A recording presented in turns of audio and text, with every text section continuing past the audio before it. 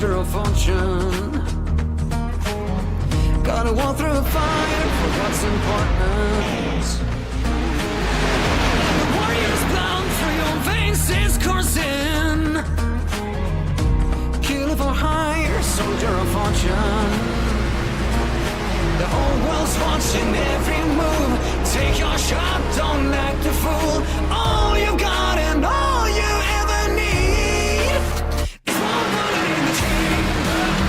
Really needs to take your game, but ain't nobody wanna save you. So what you gonna do?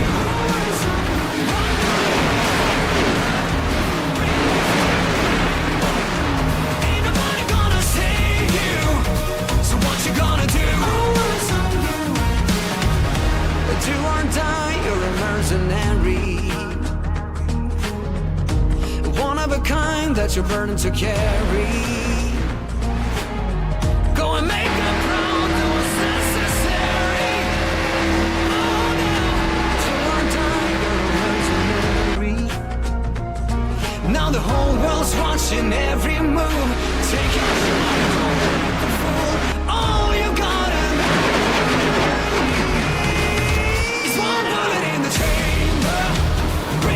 take your game, boy. Ain't nobody gonna save you. So what you gonna do? One bullet in the chamber. Breathe easy, take your game, boy. Ain't nobody gonna save you. So what you gonna do? Now the whole world's watching every move. Still your heart so much to prove.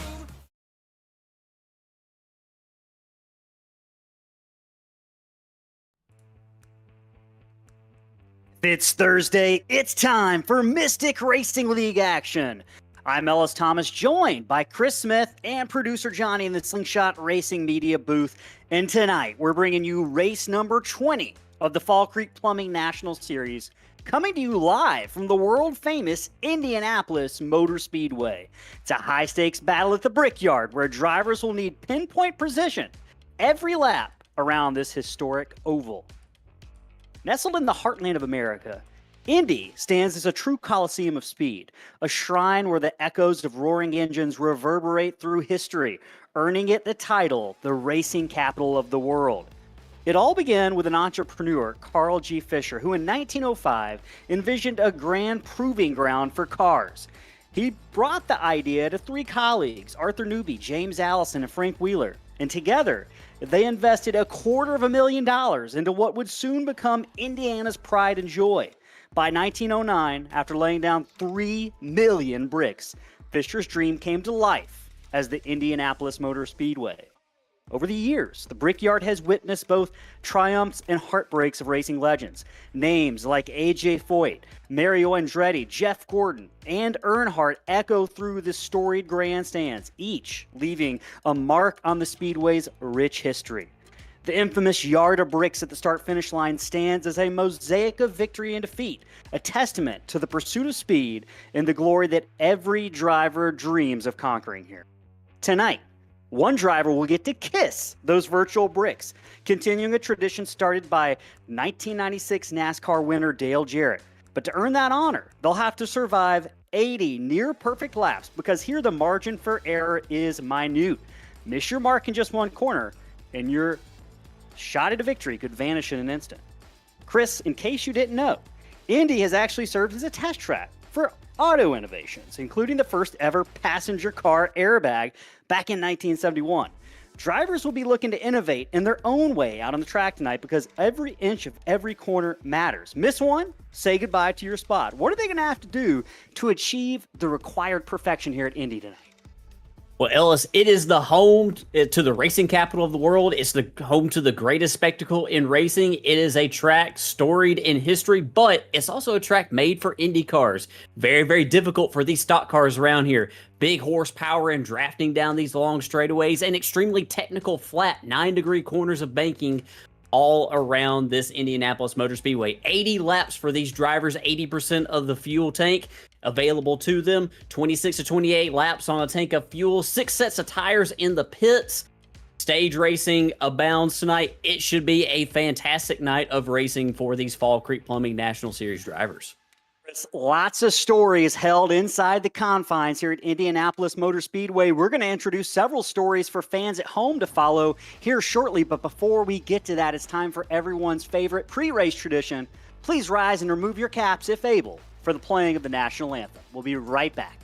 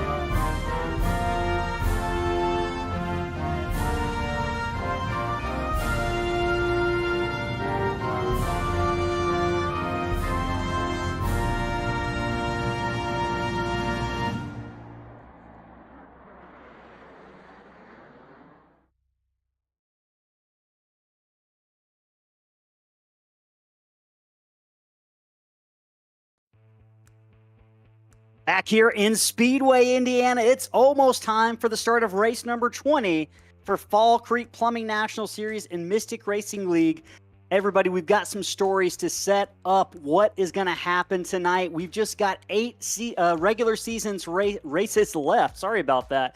So let's start out by talking about the playoff standings. The big question on everyone's mind is who's in and who's out. If you're looking at the standings right now, you can see those top 4 drivers all with wins this season. They're locked in. And then you've got about 5th through 12th or 13th that are pretty comfortably in, but then you've got those drivers in red who are on the outside looking in.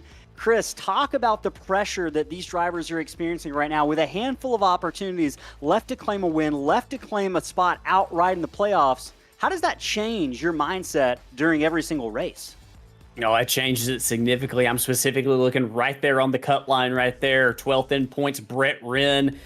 11th in points, Joshua Gillen. They're both very, very close to that cut line. David Moyer and Robert McKay also super close, could easily punch their ticket in. Those guys kind of have a difficult, set of circumstances ahead of them. Do they race for the win or do they race for points? I think that if I'm one of them, I'm probably thinking about maximum amount of points possible at this stage of the season. I think you're absolutely on to something with that strategy, Chris. We'll be following all those drivers tonight. We might even hear from a few during the race. Now let's talk about the 4 major storylines that we're going to be following over the course of the 80 laps that will elapse tonight. The first, you got to hit your marks. We talked about this in the cold open, Chris, but this track requires a level of precision that 95% of tracks that they're running this season doesn't necessarily require. You miss one corner, how does that throw everything off? Well, there is probably no track in stock car racing more line sensitive than this place right here. Just being one lane off the bottom can significantly hurt your lap time. No other track on the NASCAR circuit requires as precise a driving as this one does. So, yes, these drivers have to hit their marks, and they have to pass wisely going to our second story, Ellis, because you could get yourself into a situation where all the drivers, if you try to complete a pass, will line up with somebody else and they will draft right past you down these long straightaways.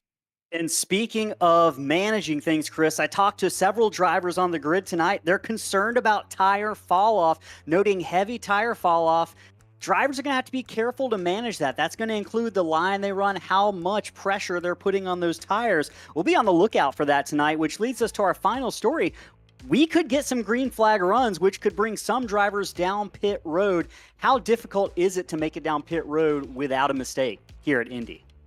It's difficult because it's a very narrow pit lane. That might be a story of the pit road entrance tonight, so we'll definitely have our eyes on pit road entry, especially in that final stage. We probably won't see any green flag pit stops until that final stage. But yeah, we definitely will see one if we do go green all the way to the checkered flag once we start that third and final stage. Speaking of checkered flags, we got to get the green before we get to the checkered. And right now, it's time to look at the starting lineup for tonight's race presented by Fall Creek Plumbing. By the way, this is the hometown race for Fall Creek Plumbing. Quick little message here. When a pipe bursts, which I'm pretty sure we've all had happen, or a drain backs up, you need someone you can trust. That's where Fall Creek Plumbing comes in. They're just 50 minutes north of Indianapolis Motor Speedway. It's family owned. They're committed to quality. They've been serving their community for a long time, whether it's emergency repairs or maybe something you've been planning for a while with a renovation. Call Fall Creek Plumbing. They're driven by service and powered by trust. Drivers going to have a lot of trust, or need to have a lot of trust with each other tonight. Evan Janik, points leader. Evan Janik is on the pole starting from first tonight. Second alongside him is going to be Gavin Henson. Third, Derek Jewett. Chris, this is the guy I just keep coming back to. We've seen strong runs with Derek, but he hasn't been able to finish all those races. Tonight could be an opportunity to punch his way into the playoff. Christian Barnes, we've seen him win a race at Charlotte earlier this season. He's in the playoffs, but he's going to be digging for more, as well as Adam Holston, who's going to be starting fifth tonight. Joshua Gillen, we talked about one of those drivers on the bubble, not comfortably in right now. He's starting sixth. He's got a great view to start this race. Seventh is Michael Wade. Eighth, going to be Brett Wren. We're going to hear from Brett a little bit later. We're also going to be following Brett's heart rate as the race goes on. Michael Cole starting ninth in that 48 with Alex Pollock in the 92 starting on the outside of row 5, 10th place. Chris, I'll let you go through the rest of the grid. Yeah, on the inside of row 6, you got Andy Berry in that number 25 machine. And on the outside, you've got Reggie Kime in the number 9 with a patriotic paint scheme on that Ford tonight. As we roll on to the rest of the grid right here, Cody Giles starting deep in the field. Ellis starting all the way back in the 13th spot. We've seen that number 5 with a lot of speed this season. We're going to have our eyes on him as he tries to make his way up through the field. Aaron Espy starting on the outside of row 7, starting 14th. Seen a lot of speed in that car as well. Alan Zukoff with a great run last week. He's going to roll off in the 15th spot. And Zach White rolling off 16th in the number 77. Brad Nelson is going to start 17th in that number 33 machine. And David Moyer is going to start on the outside of row 9 in the number 47. On the inside of row 10, you got Caleb Hunt in the number 78. And on his outside, Gino Volante on his birthday will roll off in the 20th spot. And Ellis, I'll let you pick it up from there.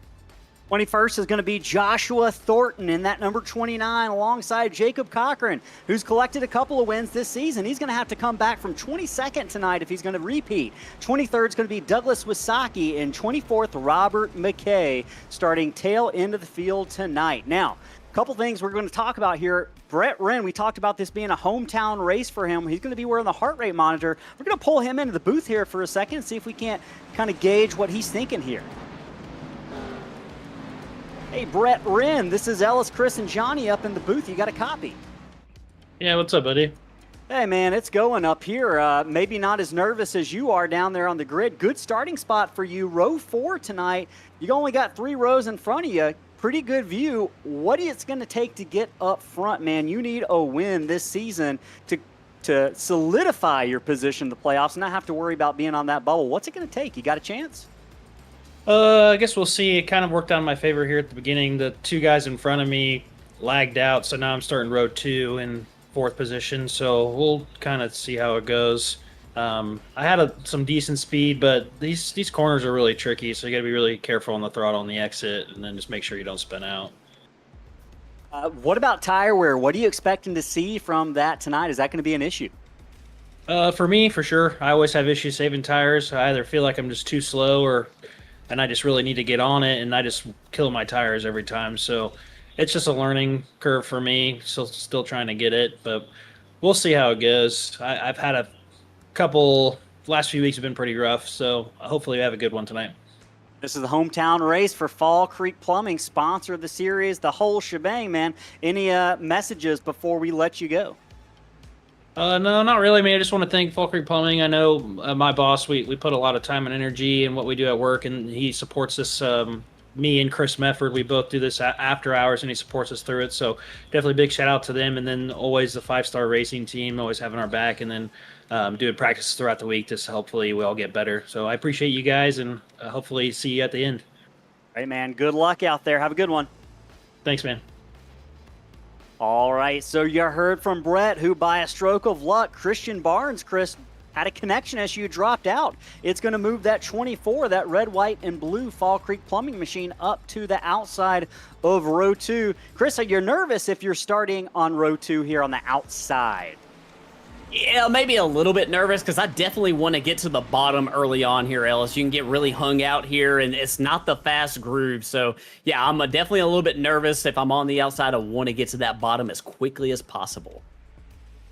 Man, lots of history has been made here at these hallowed grounds at Indianapolis Motor Speedway. Right now, Mystic Racing League is getting ready to write another chapter of that. Green flag is in the air for the first time tonight. We're underway at Indy. Evan Janik is your leader, headed down the front straight down into 1. It's meanwhile a battle between Jewett and Henson. Jewett in that black and white 45 on the inside. Everyone's a couple cars side by side further back through the field. Yeah, everybody's trying to get to that bottom lane, Ellis, as we do have one car up the track right there. It looks like Reggie Kime trying to make some time up there. But yeah, you saw how everybody was really anxious to get to that inside groove as we got some cars making their way off of pit road. Battle for 8th position. Michael Cole looking underneath Alex Pollock. This is a battle for 7th. That red, white, and blue 48's got the advantage on the inside. Cody Giles in the 5 right behind him. Big time action, 8th through 9th. Big time action means big time possibilities for mistake, Chris. These drivers got to be careful down the front straightaway. Yeah, you definitely got to be careful. And this is where you see a little bit of a draft. Oh, we got one car hard in the wall. That's Gino Volante. Big contact, one car hard in the wall, another down the front straightaway. We're going to stay under green flag conditions. It does look like here on lap number 2. We're going to see if we can't find out. That's going to change. Yellow flag is out. Race control has thrown the flag. See if we can't find out what happened to Gino. Yeah, we'll go back right here and see if we can find out what happened to Gino. He was a little bit further back in the pack and saw his car shoot to the left first. Yeah, there he is, hard in that inside wall, and then back to the outside. Yeah, not sure what happened there. It doesn't look like there was any contact unless we had a little bit of net code there for Gino, but he's going to have a hard time seeing through that hood up in front of his window. Yeah, we'll get a shot at it right here from the blimp right here. He's approaching Zach White, and that's Robert McKay right behind him, and he turns out right there to make the pass. And I think he maybe had a moment of indecision there. Maybe went to make the pass on Zach White and thought better of it. And unfortunately, Robert McKay was just there and just nowhere to go. And unfortunately, McKay is going to go hard into that inside wall as well. Some damage to the 88 machine also. Going to collect a couple of drivers. Not what you want to see this early. Under caution here on lap 3 at Indianapolis Motor Speedway. Leaders have collected the pace car. The rest of the field is catching up down the back straightaway.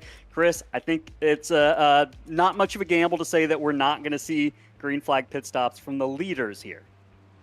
Yeah, I don't think that we'll see it from the leaders. I think that they'll stay out right here since, yeah, this stage break will be at lap 20 right here, and they're possibly wanting to get as best of a, as many points as they possibly can get right here at this stage break. So, yeah, I think that you'll see all of our leaders stay out, maybe some drivers further back in the field. There are 6 sets of tires in the pits, so you got a lot of options here in the Fall Creek Plumbing National Series, including some fast repairs. If you can get your car back there, you might be able to utilize those.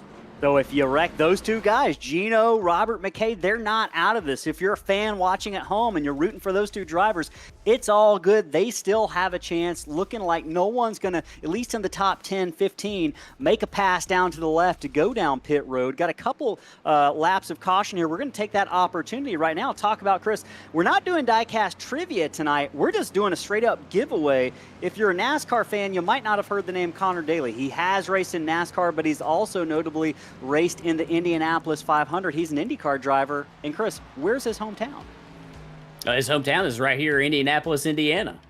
Hometowns in Indianapolis, Indiana. Johnny, producer Johnny's just put an image of that car up on the screen. We're giving this away. All you got to do is let us know you're watching. In the chat, say hi. Let us know what driver you're rooting for. It doesn't matter. Make sure the comments are nice, but get a comment in there. Let us know who you're rooting for. Most active chatter tonight, we're going to give away for absolutely free. We'll ship it to you, no cost at all, this Connor Daly diecast. So keep that going. We'll remind you throughout the broadcast to get your comments in the chat right now. Let us know if you want to hear from a specific driver tonight. See if we can cover who you want to see out on the track right now. They're going to be getting the one to go in about half a lap. With that being said, might be a good opportunity, Johnny, if we can potentially hear from our partners at AmSoil. I know a couple cars are going to be needing a new quart of oil after that lap number 2 caution down the front straightaway. We'll be right back on the other end of this break, folks.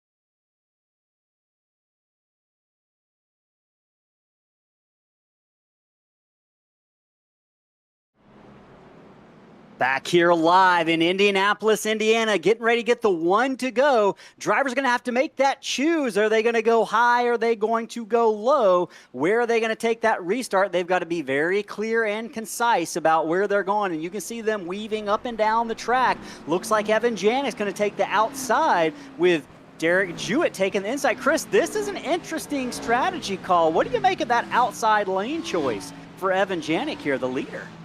I think he's probably anticipating being able to get that run off of turn 1 into the short chute and possibly clearing Derek Jewett by the time that he gets to turn number 2. I think that's his strategy, his idea.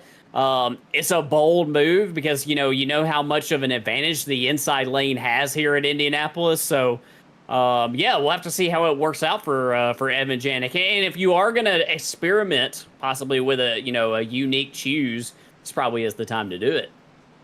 Old move, Cotton, as the kids say in the chat right now. Speaking of kids, hey, chat. We got several people chiming in. We got folks rooting for Evan Janik. We got Alf Sachs, Connor Lyons. We are so happy you are here, Connor. Time Changer, Necro Bear, all in the chat. Joshua Gillen's in the chat. Thank you, Mr. T, for subscribing as well. Cole in the chat. Randy, Chase Berry. Lots of folks in the chat. Active chat. Don't forget, we're giving away that Connor Daly BitNile NASCAR Next Gen diecast to one lucky chatter tonight. Stay active. Let us know who you're rooting for. Let us know what you want to talk about, what you want to see. Right now, Evan Janik's got the view he wants to see. Derek Jewett, just as good of a view front row behind them. It's going to be Holston and Henson with Brett Wren, who's moved up to 5th, and Michael Wade in 6th. Those are your front 3 rows as they run. They're getting ready, going through the short chute here down into turn number 4, where it'll lead them onto the front straightaway. And we do have a restart zone here. Evan Janik will enter into the restart zone marked on the wall in blue. When he gets in there, he can hit that throttle and go, but he's got to hit it before that restart zone comes to an end. So we'll see right now. Pace car peels off. It's going to be on Janik, the control car. Jewett's got to time it right as well. Green flag, green flag. Green flag is out. Janik mashes the throttle. We're back underway. Racing here at Indianapolis Motor Speedway. Tight battle. Jewett doesn't let Janik get away. In fact, he might have got the whole shot down into 1, Chris. He did get the whole shot in a great restart, possibly the best possible scenario for Derek Jewett right there. He's going to clear Evan Janik, and he's going to set sail right there, but he kind of misses the bottom. Look at Janik. He's got those left sides underneath that white line, and look at all the ground he made up right there in turn 2.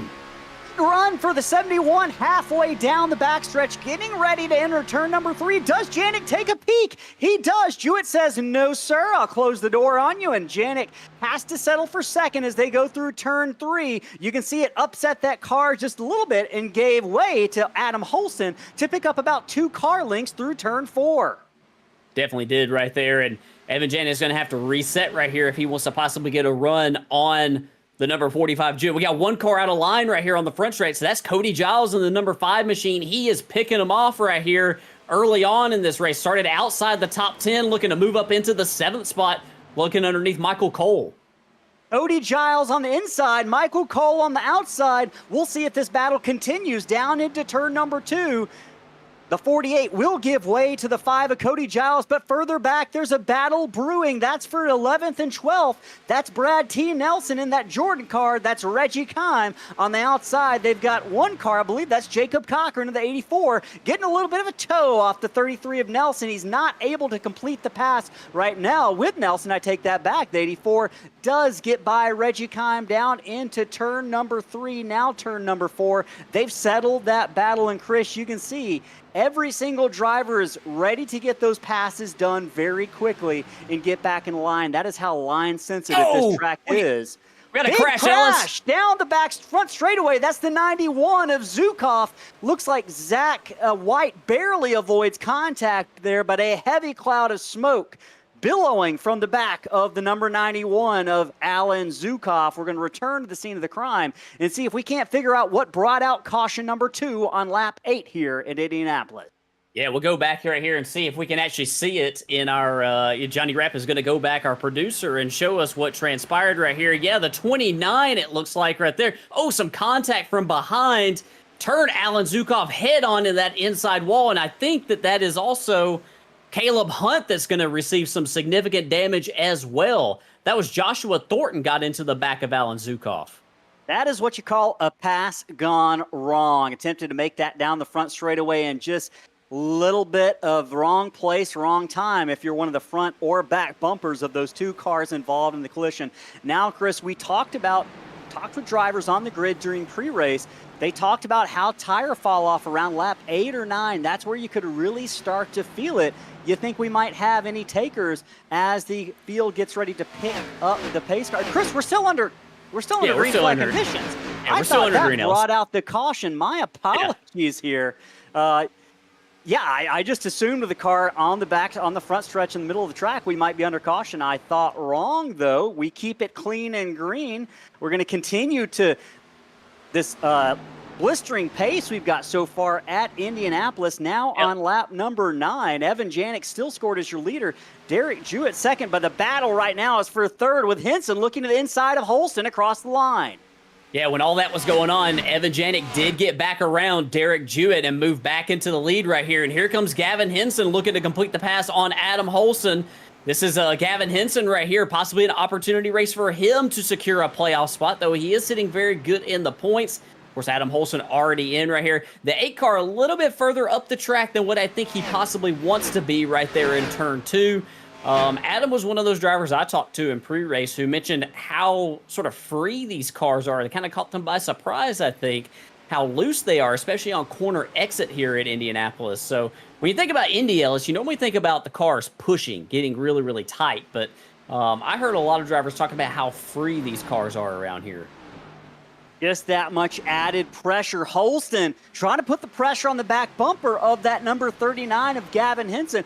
The tale of 2 different seasons so far. Henson's been fast, but he's right on the cusp. He's not locked in, whereas Adam Holston got that victory at Las Vegas earlier in the season. He's locked in. He's going to fall back. Maybe not as much pressure on driver number 8, Chris, but I'm looking further back in the field, Johnny. Battle for 7th is where things are beginning to stack up. One car, Brett Wren, off the wall there. That heart rate you can see reacted consequentially to that. Brett Wren gets it back up around the middle of the track, but that is the number 3 of Michael Wade leading the field. That is a name, Chris, I don't think I've seen a whole lot this season. I'm looking through my stats. He's raced 3 races, and he's looking to have his best finish of the season. Michael Wade, great run going for him right now, sitting in 7th position. Some contact, Ellis, between Brad T. Nelson and that was Brett Wren right in front of him. Sorry, with these patriotic paint schemes, I'm having to do a double take out here. But yeah, that was really, really close right there as Nelson has a big run off of turn 4 on Brett Wren.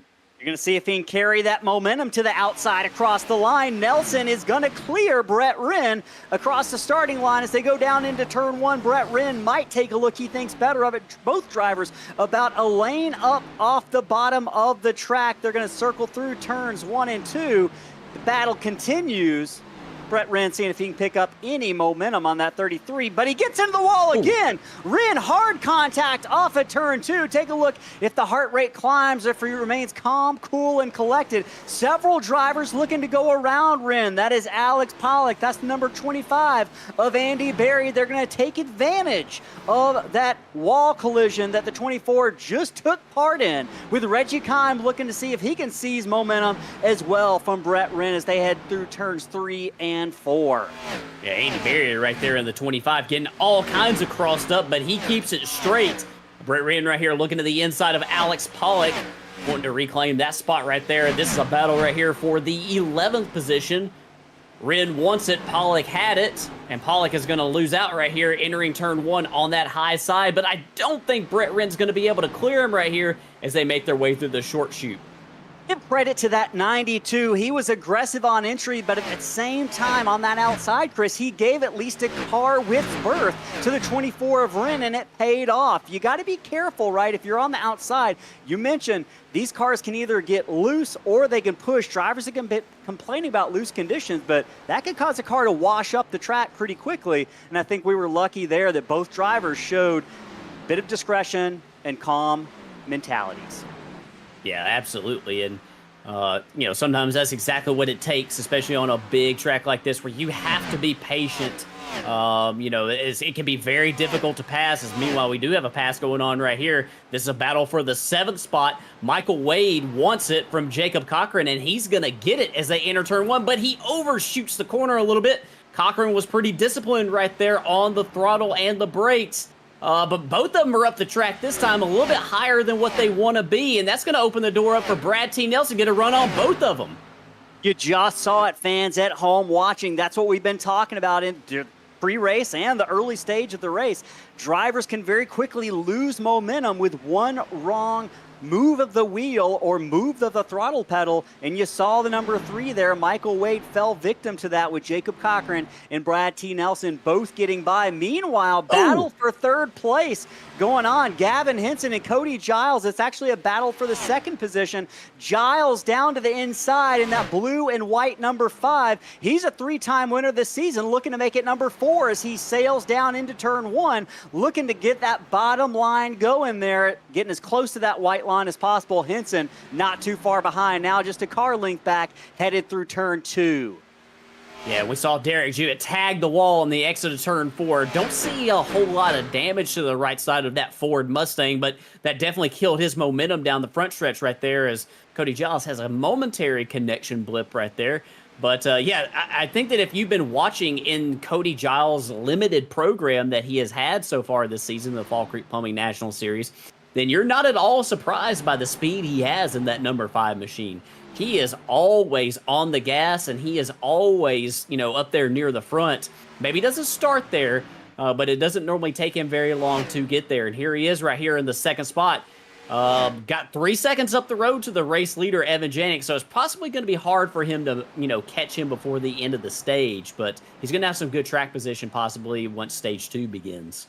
Speaking of good track position, Chris, there's one car that's losing, and that's Derek Jewett, who slipped back into 4th position. I think we're seeing that hard charge, that early, impressive hard charge, maybe rear its ugly head here as we approach lap number 17, with Jewett losing a couple spots, and it's looking like it's getting harder and harder for driver number 45 to maintain that bottom of the track through the corners without lifting off that throttle immensely. You see him a little bit loose there through turn number 3.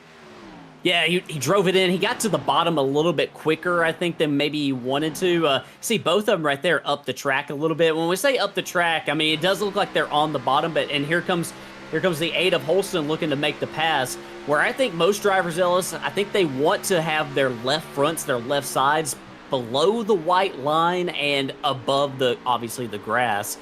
So Holston trying to complete the pass. It's hard to maintain that group. Oh, contact! Holston's around! Contact! Holston and Jewett contact for 3rd position. Jewett looks to have come out unscathed, at least better than Adam Holston. Right now, Adam Holston, heavy damage.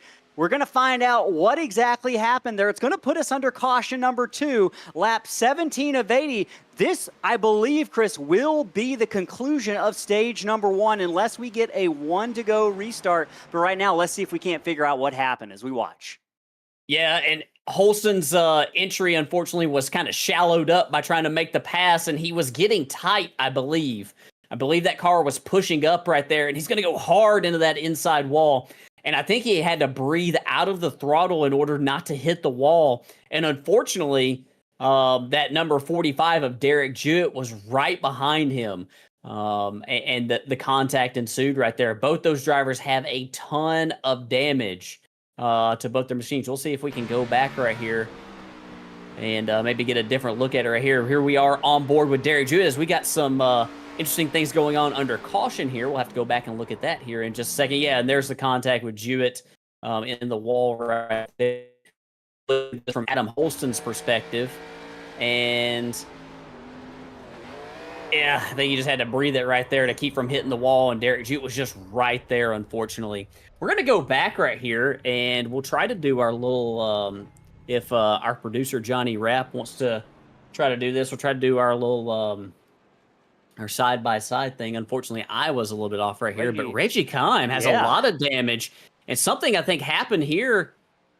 Unfortunately, I wasn't quite ready for it. I apologize, Johnny, but I think this is a separate incident right here, and yeah, we have the 25 of Andy Berry around. Brett Wren and Reggie Kime make contact. Berry with a lot of damage down there on pit road. There's Joshua Thornton also with a lot of damage, and there's David Moore. We collected about 3 or 4 cars there on the front stretch. Yeah, just looking at what happened, maybe, oh, you know what? It looked like Caleb Hunt might have gotten in the back of Berry after Berry grabbed the wall, and as Berry looked to maybe get down pit road, he came across the track. Several drivers had to react. Wrong place, wrong time for a lot of drivers. That one is going to collect Andy Berry, Reggie Kime. We had already had issues with Adam Holston and Derek Jewett, which brought out the caution. You mentioned Caleb Hunt grabbing a piece of that action.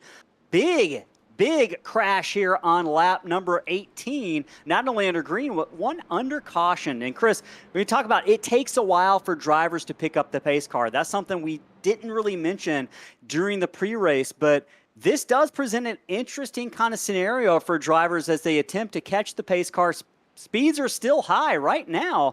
The 71 still trying to catch the pace car, and I believe, actually, he has caught the pace car, sorry, but that just creates one more thing drivers have to monitor is catching the pace car, but also when they do, slowing down and everyone being on the ball. And looked like we had a couple drivers make a mistake there. But it's race cars, it's racing, mistakes happen. But regardless, we're under caution for the second time tonight, lap number 19. Probably going to see some pit stops here at the conclusion of stage number 1. And pending they don't get the one to go, I think based on the rules, we're not going to have a restart that is going to be within stage 1. So that means Janik, Giles, Henson, Jewett, and Cole will all get the points. And if you're looking at drivers like Gavin Henson and Derek Jewett, Chris, these stage points are essential for their title campaigns and to get into the playoffs. You mentioned Gavin Henson trying to just earn as many points as possible today. Maybe you get a chance at the win, maybe not. Get those points. Build that points cushion. Yeah, and you know, you definitely see some drivers right there as our producer Johnny Rapp has it on the ticker of the last lap that these drivers were on pit road. Joshua Thornton, Adam Holston decided that they're going to forego the stage points. And I guarantee you when we go back green, Ellis, we're going to see those drivers stay out on the track and possibly try to flip the field right here on this restart. So we're possibly going to see a real jumbled up field compared to what we had before. If you're wondering about some of these drivers that you hear their names and think, I know that driver was in a crash. Yes, but they do have a quick repair here in the Fall Creek Plumbing National Series. So some of these drivers' misfortune might actually turn into their fortune here once we go back racing green. Hey, don't be talking about those loopholes now. Hey, in the chat, we appreciate you tuning in, letting us know who you're rooting for. We mentioned we're giving away that Connor daily diecast. I about said Connor Lyons because he's so active in the chat right now. Just be active. Let us know who you're rooting for. If you want to see a particular driver tonight, let us know. And Chris, should we do this now? Should we try this at least once? There's no pressure from anybody, but we're trying our super chats. If you're looking in the chat, you have an option for a super chat. It's a little symbol with a dollar sign. If you want a guaranteed view of your driver and for us to talk about them, at least for an extended period of time, go ahead. Give us the smallest super chat you can. There's absolutely no pressure, though. We're just testing it tonight. Just, if you're enjoying what you're seeing, let us know that way. But either way, let's keep that chat active, super or not. We're giving away that Connor Daly diecast. Mentioned that IndyCar and NASCAR driver. Chris, going to be getting ready to see some pit stops here right now. Potentially drivers headed down into turn 3. Turn 4, you mentioned about several drivers maybe getting ready to flip the script when it comes to the pit. Go ahead. I'm sorry, I didn't mean to interrupt. I don't think we'll see it this time because I think that this is their working lap 20 right now. So this is technically the final lap of stage 1. I think that you'll see them possibly pit the next time by. Okay. But if pit road is open, I'm not sure if they do have it open. You might see some drivers try to forego it and possibly try to flip it right now. But we'll have to see right here. I don't see. Oh, Gavin Henson's going to make a trip down. Yeah. Oh, no, he doesn't commit. He didn't hit that cone. He crossed the line, but you saw that yellow cone. He went by. He did not commit, so he's still good. They do have it closed. I just verified. They have pit road closed, so good heads up by race control right there, to possibly keep any drivers from, like you said before, Ellis, taking advantage of a possible loophole. Let's go ahead and see if we can't talk to one of these drivers. Well, Ellis, I think they're about to come to. I think they're about to come to pit road right now. Oh, maybe I'm behind. I think they're coming to pit road this lap right here, Ellis. Okay. So we're going to open it. All right. Well, in that case, let's go ahead and take a moment to hear from Whiplash Simcams before they do come to pit road. Johnny will play the short one, and then we'll be right back in a moment.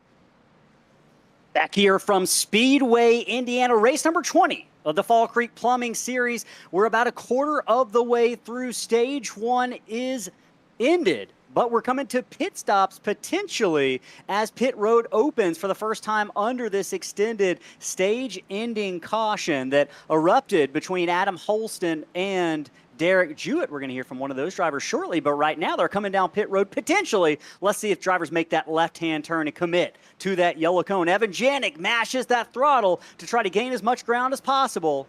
Here we go. Drivers got to be perfect on their entry to their pit stalls. That could affect the timing of their pit crews, and that half a tenth of a second could mean the difference between first, second, or third, or more spots lost on pit road. First drivers coming in now. Cody Giles, Gavin Henson making that left-hand turn down pit road. Going to see who's going to come out first here. Drivers getting those adjustments, getting those tires here on lap 20. They're going to be eager to get some fresh Goodyear rubbers on those Xfinity Ellis, cars. Go ahead. Yeah, this is a very narrow pit road, very small pit boxes, probably some of the smallest pit boxes on the schedule for any racetrack, as Evan Janik's going to win the race off pit road. Janik's going to win the race off pit road. That was Gavin Henson as well, Brad T. Nelson, Michael Cole. Several drivers losing a couple of spots off pit road there. Derek Jewett comes out 7th. We mentioned him being involved in that crash that brought out the caution. We're going to see if we can't bring Derek into the booth here and grab a word with that driver. See if we can't figure out what happened. Hey, Derek Jewett, it's Ellis, Chris, and Johnny in the Slingshot booth. You got a copy, brother? Yes, sir. Hey, man, well, you just got out of the pits. I know you're probably eager to get some new tires on that car. Let's start with what happened just a moment ago between you and Adam Holston. It looked like Holston got out of shape a little bit, and you had nowhere to go. How's the car after that collision? Yeah, surprisingly, I didn't have any damage, which was very shocking. But yeah, he just got tight. We talked about it. He got tight, and then I just had nowhere to go. Very unfortunate for him. He's probably one of my favorite drivers on the track. Well, man, what do you got to do? You're just a fourth of the way through the race. You're trying to race your way into the playoffs here. Do you have race-winning speed, or are you just trying to get as many points as you can tonight? Unfortunately, today I got in a little accident at work, so I'm all stitched up.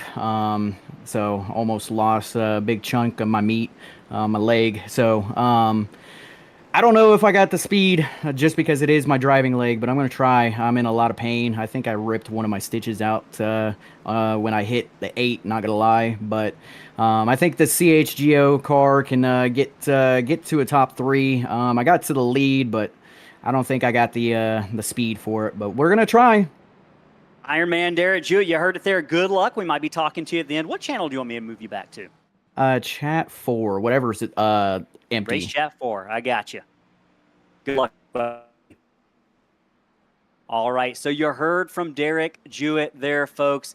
Iron Man racing through some battle scars from work earlier today. He's sitting in 6th position. Top 5 as they run in front of him. Evan Janik still scored as your leader. Cody Giles 2nd. Gavin Henson 3rd. Brad Nelson, Chris, in 4th position now, with Michael Cole continuing his top 5 run here at Indianapolis. All right, down the backstretch they go. Drivers looking to get gridded back up. They're going to be getting the 1 to go, I believe, next time by. One car stayed out. That's Christian Barnes. He's actually on the tail end of the lead lap. Christian's going to, I believe, going to get 1 lap back to put him just 1 lap. He might be 2 laps down now. He might have been 3 laps down before he is going to get this wave around. Yeah, we'll have to see what happens right here, Ellis, on the when they get the 1 to go. But yeah, we might possibly see that car slip to the back here, or yeah, if they do give him the wave around here. Actually, yeah, because he is in front of the leader, he should get the wave around.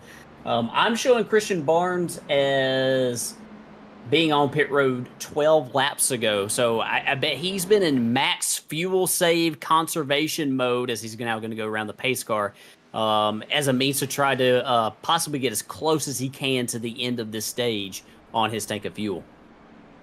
Well, we are getting ready here for the 1 to go, and we got the choose cam active. Evan Janik's been going to the outside pretty much every chance he's been given tonight. Oh, we got 2 to go. Oh, you think he won't go? Sorry, yeah. He ducks to the inside, and you're right. He's going to elect to go to the inside. Cody Giles going to go to the outside. It's going to be Henson in that red and black 39 to the inside of row number 2, with Brad Nelson in the 33 on the outside of row 2. Hey, everyone join in the chat. We appreciate you. We got Derby in here. Necro Bear, Connor Lyon saying it's birthday is next Wednesday. Happy early birthday, Connor. Derby in the chat asks, he says, these grandstands must hold 100,000 people. They are massive. Well, the actual answer to that is 257,000 people can be held in the confines, in the grandstands here at Indianapolis Motor Speedway. $250,000 people. By the way, it costs $250,000 to build as these drivers piloting these expensive virtual race cars head down the back straightaway. Chris, we're getting ready to go into stage 2. If you're on top of that pit box, what are you telling your driver right now if they're sitting somewhere back in the 8th or 9th position? Aaron Espy, we haven't heard a lot from him all night, but Aaron's sitting in the 8th position, and after starting 14th, he's got some momentum early on. Yeah, he does. I guess if I was sitting on the pit box, Ellis, it would depend on where my driver is currently located. If they are on that top lane, I'm telling them to fight for everything they can to get to the bottom as quickly as they can right here on this opening restart. If they are already on the bottom, I'm telling them, hey, this is the best time to possibly make a pass. It's difficult to complete a pass at any point in time here around Indianapolis. So this is the best opportunity while they're all bunched up. Might see some pushing right here on this restart as well to try to get your lane going a little bit faster. So we'll have our eyes right here on Gavin Henson and Brad T. Nelson as they start on the second row right there on the inside and outside. Race car peels off, getting ready to take the green flag for the third time tonight. Getting stage 2 underway. That's Janik, your leader. The restart's on him. Halfway through the zone, he mashes that throttle and gets the whole shot on Cody Giles. But keep an eye on positions 3 and 4. That red and black car, Gavin Henson to the inside, going to battle with the 33 of Brad Nelson. Meanwhile, Michael Cole and Alex Pollock, they're going to settle it out. Cole's going to get the better end of that battle. Brad Nelson hanging on the outside down into turn number 2, but he's going to open the door to Michael Cole in that 48 and that Cookout machine who's got some speed in that red, white, and blue Chevrolet. Yeah, how about Michael Cole? We haven't seen too much of him this season, and here he is right here battling up into the top 5. Cole has got a lot of speed in that number 48 machine. Brad T. Nelson way too high right there in turn 3. He's going to slide in behind Cole. Now he's going to get it all situated and get back down to the bottom right there. Trying to make another run right here. And Cole, as he tags the wall. Into the wall. Pollock gets tagged by Jewett. Jewett's going to get tagged by another car. Big contact for one car down into pit wall. Wow, we are still under green flag conditions. I believe, Chris, that was the number. I'm trying to figure out, was that? Go ahead. I was about to say, we'll go back right here. If our producer, Johnny Rapp, would like to, we can take a look at our little side-by-side replay right here and sort of keep the action going right here. That was Nelson who hit the outside wall right there, and unfortunately, Derek Jewett tagged Alex Pollock, and Pollock hits that attenuator at the pit road entry really, really hard. That car pitched way up into the air. We'll go back and see if we can see this one more time. I'll see if we can get a little bit of a different perspective. Here is Alex Pollock right here with Derek Jewett right behind him, and unfortunately, this all takes place right in front of him, and Pollock had nowhere to go, hits the inside wall, and then the attenuator at the pit road entry. Chris, Derek Jewett just got the wall one more time off of turn 4. He's continuing to bleed positions here. Back to 9th. Now maybe going to lose 10th to Douglas Wasaki. Headed down into turn 1. He's going to force Wasaki up the track. They've got another battle going on behind them. That's the 29 of the number 29 of Joshua Thornton and Zach White battling it out for the 11th and 12th place position with David Moyer not too far behind them. Chris, I'm just amazed. We talked about it in pre-race, but seeing it on track is something completely different. The importance of momentum here. One wrong move, one tap of the wall could cost you 5 or 6 miles an hour, which could be the difference between losing a spot here at Indianapolis Motor Speedway. And we've got big action going on right now. Up front in your lead, things have stabilized. Cody Giles is still about 10 car lengths up ahead of second place Gavin Henson. I should say Evan Janik is leading Cody Giles by about 5 car lengths, and then it's about 10 car lengths back to Gavin Henson. Top 3 separated by just a second or so up at the front of the field as we watch that battle for first place. Are my eyes deceiving me, or has it tightened up just a little bit in the last 2 laps?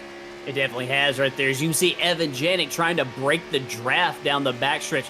Draft is not as heavy in these Xfinity cars as it is in some of the other NASCAR vehicles, but it is still seen in around the Indianapolis Motor Speedway. So we might start seeing the snaking going on down the front stretch and the back stretch, especially right here as we're riding on board right here with Cody Giles. Giles kind of closed up on Janik right there in turn 4. Janik not really going to do any type of snaking down the front stretch right here. Going to keep it right up on the wall right there. Sometimes that can get you in trouble as there's a little bit different approach right there. Cody Giles looks like he's trying to get to the bottom a little bit quicker than Evan Janik. Janik trying to do a little bit of a later apex than Giles. That 5 just looks a little bit yawed out. I can't tell if it's just rolling through the center of the corner better or he's loose. Either way, though, that 5, you mentioned it, he's getting to that white line and he is getting there fast. Trying to get a bit of a toe off the 71 leader Evan Janik down the back straightaway. These cars are evenly matched right now, separated by 1/100th of a second that last lap, and you can see that visually depicted here with hardly a car length separating leader Evan Janik from the number 5, second place of Cody Giles. Lap number 29 coming to lap number 30 of 80. Just 10 laps left in stage 2, when we'll have another caution flag to reset the field, maybe grab some pit stops, but there's 10 laps of racing left for these drivers to get every ounce of position on track that they can. Top 5 will receive points towards the which could potentially impact playoff berths and whether they make the playoffs or not, with just 8 races remaining, including tonight. Watching Gavin Henson down the backstretch, trying everything he can do to claw into that lead, but still about 10 car lengths back. We got a big battle going on in around 11th position, where Derek Jewett is leading Caleb Hunt down the backstretch, and you see Hunt in that red, white, and blue Stars and Stripe Busch number 78 claw his way down to the inside. He brings Holston. Will he bring Zukov with him? We talked about Derek Jewett. Really, he talked about not a whole lot of damage, Chris, but I think some damage has been done to the right side of that car since we last spoke to that driver under the last caution. And there is your answer. That 45 opts to come down pit road here on lap number 30. This is going to be his second pit stop of the night. I should say second pit stop of the night. And further up the track, you can see several cars still doing battle. Go ahead, Chris. I was going to talk about Derek Jewett. Yeah, Jewett's damage actually came right here, Ellis, in this final stage. And Jewett's damage, I think, is pretty significant. The right front is significantly towed out. A lot of nose damage. And in fact, I think there's a lot of damage on several vehicles. Jacob Cochran is another one that I've seen has a lot of nose damage to the front of his Chevrolet. I think that he's one that's going to take the fast repair also, if he can nurse this thing around to the stage break. But Jewett, he decided that the damage was too significant. He elected to go ahead and get it fixed right here under green. With the track being as massive as it is, Ellis, he might be able to stay on the lead lap, but it's going to be very, very close as the leader is working his way through the short chute going into turn 2. So we got a big story. I was about to say I thought we maybe had a big story. I noticed Evan Janik off the track for a prolonged period of time with a connection issue. This is something we've seen crop up for Evan a couple times this season. Right now, it looks like he is good as they head down the backstretch, but I saw him disappear from my scoring and timing screen for just a moment. Cody Giles has continued to claw into that lead. Oh, Giles, big time loose off the corner there off of turn number 3, but it's going to allow him to get the inside draw on the 71. He'll have to wait at least another half a lap as they head down the front straightaway here at Indy. Yeah, and Evan Janik, that's been the story of his season. Hardware issues, network connection issues. Last week at Chicago, he had everybody covered on speed before a hardware issue started hampering him in the closing laps of that one, and he got passed on the final lap of the race. And Cody Giles is also having some network connection issues, it seems, as well, in that number 5 machine as he gets really loose right there off of turn 2. That 5 is loose. He is going to be looking forward to that stage break caution in just about 7.5 laps. Your top 5 as they run on lap 33 of race number 20 for the Mystic Racing League's Fall Creek Plumbing Series. It's Janik. You can see following behind him is Cody Giles. Third is Gavin Henson. Michael Cole is 4th, and Michael Wade. Chris, we've seen the 3 car struggling a little bit earlier. That number 3 is up to the 5th position as we watch him roll around the corner. He's got Brad T. Nelson working that back bumper, but Michael Wade showing some speed here. Yeah, really consistent, really smooth around this track. And Ellis, that's what it takes around Indianapolis. You have to be smooth. You have to be very consistent. You have to be very disciplined trying to hit your marks every single time. Of course, we talked about him right there, and he missed the bottom a little bit, but and that's going to Brad T. Nelson kind of look into the inside, but nowhere to go right there. And yeah, a great showing tonight out on Michael Wade in that number 3 machine. Great showing indeed. Good-looking paint scheme on that number 3. Brad T. Nelson grabbing a toe down the back straightaway. We'll see if he pops a nose out here to the left to signal to driver number 3. Boy, big contact. Brad Nelson, can the 3 of Michael Wade hang on to it? Save of the race if he does, and both drivers gather it back up. Boy, both of those guys need to take a deep breath real quick because they were holding it for all 5-6 seconds. So that number 3 was sideways down through turns 3 and 4, Chris. Yeah, we'll go back and see if we can see what happened. I've got it queued up right here, Johnny, and we can take a look right here.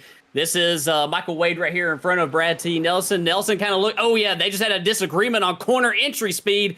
And then look at the save by the number 3 through the grass right there. We'll see if we can go back and actually ride on board with that number 3 so you can sort of see the hands. We'll actually look from the rear perspective right here. You can see Nelson getting the run on him down the backstretch.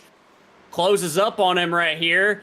And he's going to peek to the inside and make the contact right there. And hey, look at those hands going right there on that number 3 machine. Great job by Wade holding on to that.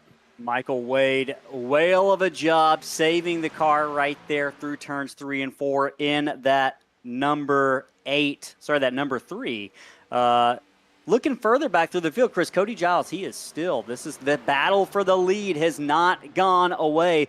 Both of these drivers want this stage win. Derek Jewett came down pit road earlier. He's got fresh tires. He's been clawing that lead away. He's trying to get his lap back here and get back on the lead lap the hard way, but just 4.5 laps left to settle stage number 1. While we're watching that battle develop, Chris, this chat is one of the most active chats I have seen right now. I think Connor might have found his long-lost brother/sister here. Derby is our little historian, Chris. He's giving us all sorts of facts about Indianapolis Motor Speedway right now in the chat. Lots of folks active. If you are joining us, we appreciate you. Got a lot of folks chatting as the race goes on here. We got someone mentioning Culver's. If anyone's going to eat Culver's tonight, what is Culver's? Have you ever had Culver's, Chris? I have not, but I know what it is, and I've heard a lot of people talk it up. I know there is one in my town right here, so I'm gonna have to try it now since everybody's talking about it. Cody Giles gets really loose right there off of turn number 1 right there. Derek Jewett closing up on these guys, Ellis. You talked about him. He's tagging the wall right there off of turn 2. Jewett actually did not get tires on that pit stop as here comes Giles for the lead. Big battle for the lead. Giles swings it to the left. He makes the pass and clears Evan Janik down into turn number 3, lap number 37. Just 3.5 laps now less. He gets the wall. Giles, heavy contact on the right side. He wiggles it through the corner. Evan Janik lifts out of that throttle, shows discretion. Good sign of a veteran, experienced driver there. Could have pounced, Chris, but 71 thought better of it. Allowed the 5 to gather it back up. He says, we got 44 more laps of racing to go. Not going to push it right now, but still, Cody Giles looking for the stage win here. Just 2.5 laps left as these drivers work their way through the turns 1 and 2 complex. Riding on board with Cody Giles right now. You can see the momentum, Chris. He's currently first. He started 13th. He's one of the biggest movers of the race, and we're used to seeing Cody Giles do those sorts of things. Driver of the race going on for that number 5 right now, and just looking through the stats for Cody all season long, he hasn't run a full schedule, but that hasn't stopped him from claiming 3 different wins this season, with his last appearance happening at Nashville Super Speedway a few weeks ago where he claimed that victory. He is fast tonight. He's continuing to make himself a clear front runner for the championship alongside Aaron Espy and Adam Holston. Yeah, Giles, he's definitely trophy hunting this season, and he has collected his fair share of them. Great drive out of the 5 tonight. I just want to tidy something up very, very quickly about Derek Jewett right there, back behind Evan Janik, our second place runner. Jewett is a lap down. Jewett decided to come to pit road, Ellis, and get that damage fixed, but he did not take tires, and unfortunately he's lost a lap. Now he is eligible for the lucky dog if he were to stay in this position right here, but I'm willing to bet that he might be regretting his decision to possibly come to pit road, considering right here that he is a lap down. And the race is certainly not over for Jewett as Evan Janik is sideways right in front of him. Drivers just trying to hold on here for another lap and a half as we get ready to wrap up stage number 2 at the Brickyard. It's Cody Giles, Evan Janik, and Gavin Henson. Those are your top 3. The closest battle on the track right now is a battle for the 9th position, with Douglas Wasaki trying to hold off Adam Holston and a hard-charging Caleb Hunt as they approach the back bumper of Joshua Thornton.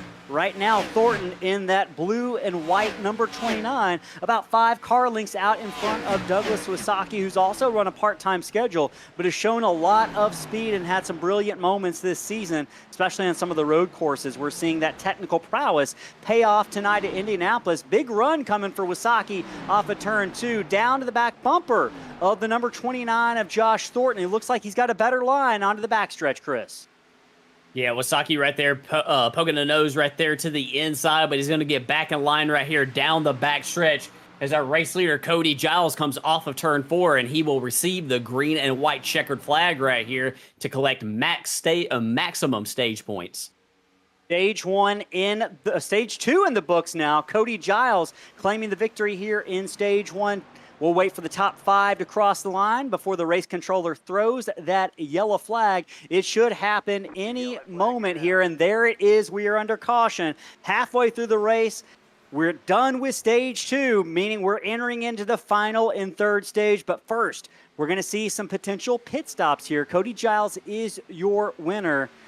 Chris, we talked about 40 laps left. These drivers, we believe, have about 28 laps of fuel on one tank, meaning we're going to have to see another pit stop before the end of the race in that final and third stage.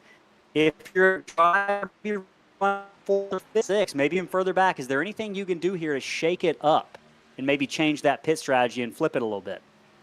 Yeah, I don't really see that as a possibility. You could possibly have some drivers decide to stay out here and maybe stretch this a little bit further right here into this final stage.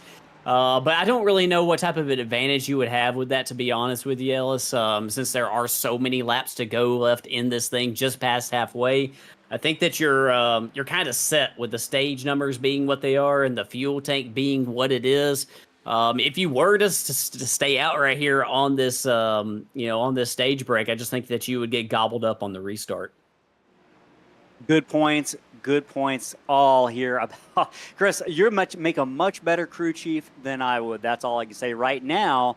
Pace car has picked up the field down the back straightaway. We're over halfway through the Brickyard 200 here, presented by Black Diamond Designs. I believe we've got some Black Diamond Designs paint schemes on the track right now. I believe the one I'm looking at is going to be the 92 of Alex Pollock in that red, white, and blue number 92, sitting back there in the 18th position. Not the run Alex probably wants tonight, but he's got a good-looking paint scheme from Black Diamond Designs out there. Yeah, and he's had some adversity that he's had to overcome tonight, Ellis, in that number 92 Black Diamond Designs machine. And, he's possibly going to see if he might be somebody right here, Ellis, that we see stay out, to possibly take the wave around. We're going to find out here in just a moment. Right now, leader down pit road, Evan Janik, Cody Giles, Gavin Henson, Michael Cole, they're all going to be coming to the attention of their pit crews here in just a moment. Giles with a big front bumper full of the 71 of Evan Janik, closely following that number 5. Every millisecond counts here on pit road. The 5 pulls off to the attention of his crew. Janik will have to wait a few more stalls, but Giles is the first car in. You can see the right side of that car being jacked up. Here comes Evan Janik. Peels in with that number 1 pit stall since he was the pole sitter, qualified first tonight. That's definitely going to be an advantage for Evan Janik. We're going to see where he's going to come out. Cody Giles has exited his pit stall. Janik about to do the same. Giles has a little ways to go, but he's going to soundly beat Evan Janik and Gavin Henson. I'm wondering if, go ahead. Yeah, Evan Janik had it in reverse right there when the jack dropped. I'm not sure if that was... Maybe if he backed it down a little bit too far through the gearbox and accidentally put it in reverse. But that was going to be really close right there off pit road between those two. It was, but Cody Giles dodges a bullet there. Janik, maybe a small mistake, but enough to keep him from taking the lead here at the Brickyard. Pit stops complete. Chris, we got a joke. Let's hold the phone here. Connor Line says, what did the school bus say to the skeleton? Connor, let us know what the school bus said to the skeleton. If you got any guesses for the answers in the chat, let us know as well. Chat is active tonight, Chris. We've had at least 15 different chatters. They are having great conversations in the chat. Right now, our number 1 fan, based on scoring, YouTube does this, we don't, Derby, contributing a lot to the conversation. Connor also there as well. Necro Bear is our number 3 chatter. So lots of folks still opportunities to get involved in the chat. We're going to choose one lucky chatter tonight to give away that Connor Daly BitNile NASCAR Next Gen diecast to Connor Daly, IndyCar driver, and hails from the great city of Indianapolis. Let's see if we can't pull in. Chris, I think we got time. Are we getting the choose here? I believe these drivers are taking the choose right now. Yeah, Cody Giles looks like he is fading to the inside. And yeah, they are taking the choose. They are taking the choose. I think we ought to go for Michael Cole. We ought to see what Michael Cole has to say. Michael Cole in the number 48 machine in the 3rd spot. Move him to the broadcast booth. Hey, Michael Cole, this is Ellis, Chris, and Johnny up in the Slingshot booth. You got a copy? Yo, what's up? Hey, man, you are having a good run. You are what is up, and you held on. Savor the race earlier. No, maybe not. Sorry. I was looking at another car, the 48 Cookout. You're making us hungry watching that number 48, but great run going for you. Just 3 races so far this season, man, running a limited schedule, but we're glad to have you. You've got some speed in that number 48. What's it going to take to get the job done tonight? How's that car handling out there? Yeah, man, it's good. It's just it's loose, man. I mean, every single corner. I mean, if you just give it a little too much, I mean, you're out and in the wall. It's you just got to watch the throttle. Make sure you're watch people check up, stuff like that. It's just loose. That's all really. Well, man, hang on to her. We might talk to you at the end of this thing. Go out there, see if you can't get yourself a win in that number 48. Welcome to Mystic Racing League. We're glad to talk to you for the first time this season. Race Chat 3, right? Yep. Appreciate With it, Aaron guys. Espy and those guys? Yep. Awesome. Good luck out there, man. All right, so you heard it. These cars, as Chris had mentioned earlier, they are loose. Drivers just doing everything they can to hang on to these right now. We got some other folks in the chat. Not AXD says he's rooting for... Not who he's rooting for. Let us know who you're rooting for. Not AXD as we watch these drivers roll around the track. We got some 48 fans in the chat. I know that. They've been talking about that 48 being fast all night long. We just heard from Michael Cole. Right now, pace car getting ready to peel off. We've just got 36 laps left here from Indy. Cody Giles leads him down the front straightaway. Evan Janik second place to his outside. Here we go. Giles is going to mash that throttle. Boy, Brad Nelson got a heck of a start as well. Maybe too good of one. He has to lift off, but it's going to be Giles clearing Janik down into turn 1. Michael Cole underneath Brad Nelson. They're side by side down through that tight turn number 1. We got trouble. Sideways. That, I believe, is the number 8. And another car, the number, sorry, I can't see, maybe the number 10. The 29 of Joshua Thornton is one of them that's around.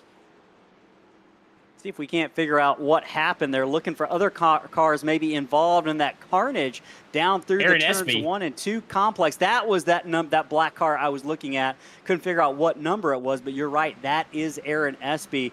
He has pulled it off the track, as well as Joshua Thornton right now. Those drivers coming down pit road. You saw contact there, Chris. Walk us through it. Yeah, some contact right there. I was actually watching those guys side by side right there. Aaron Espy trying to make up some ground right there on the inside. We talk about how difficult it is to pass, and this is the best opportunity on these restarts. That number 16 was on the inside of the 29 of Joshua Thornton, and that car got out from underneath him and up into the side of that number 29. And those two made some contact. There was a couple other cars that were also involved. Our producer, Johnny Rapp, is going to rewind it right here for us.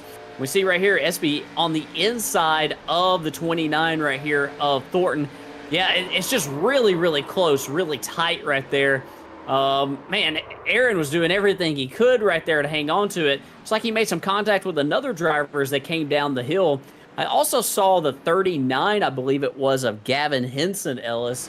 I believe he's another one that received a little bit of damage. He got turned around a little bit sideways, but he did one heck of a job to save that number 39 machine. We'll see if we can go back and see maybe what happened with Gavin. Here he is. He's kind of back behind it all right here, battling with Derek Jewett. And yeah, there was some contact between him and Jewett, and he gets down in the grass and somehow hangs on to it. Same thing for Alex Pollock. He does the same thing. Alec has had a couple of wild rides tonight and got some battle scars to show for it. Right now, we're under caution. Lap 46 of 80, it broke out through turns 1 and 2 after that stage 3 start. Cody Giles still marked as your leader. Evan Janik second. Third, Michael Cole. Fourth, Brad Nelson. Fifth is Adam Holson. I'm Ellis Thomas, joined by Chris Smith and Johnny Rapp in the Slingshot Racing booth. We're so glad you joined us tonight. Thank you for taking your time to stop in. If you're watching the chat, we are still giving away that Connor Lyons sidecast, that Connor Daly. I knew you were going to do it at some point. I've been so close every single time. I would have too. Hey, man, it is hard. I got too many Connors in my mind to handle here, but right now watching a couple cars come down pit road.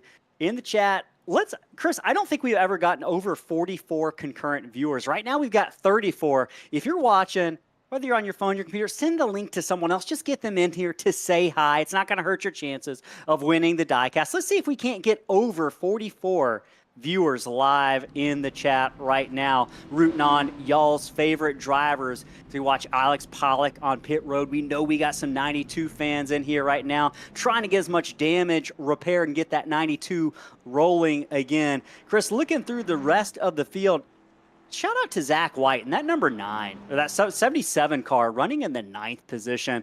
That black and blue car has been up and down much of the evening. Started 16th. He's up into the top 10. Let us know if you're rooting on Zach White in the chat. Shout out to Zach. He's had a good run going all of tonight. I'm just looking through Zach's stats this season.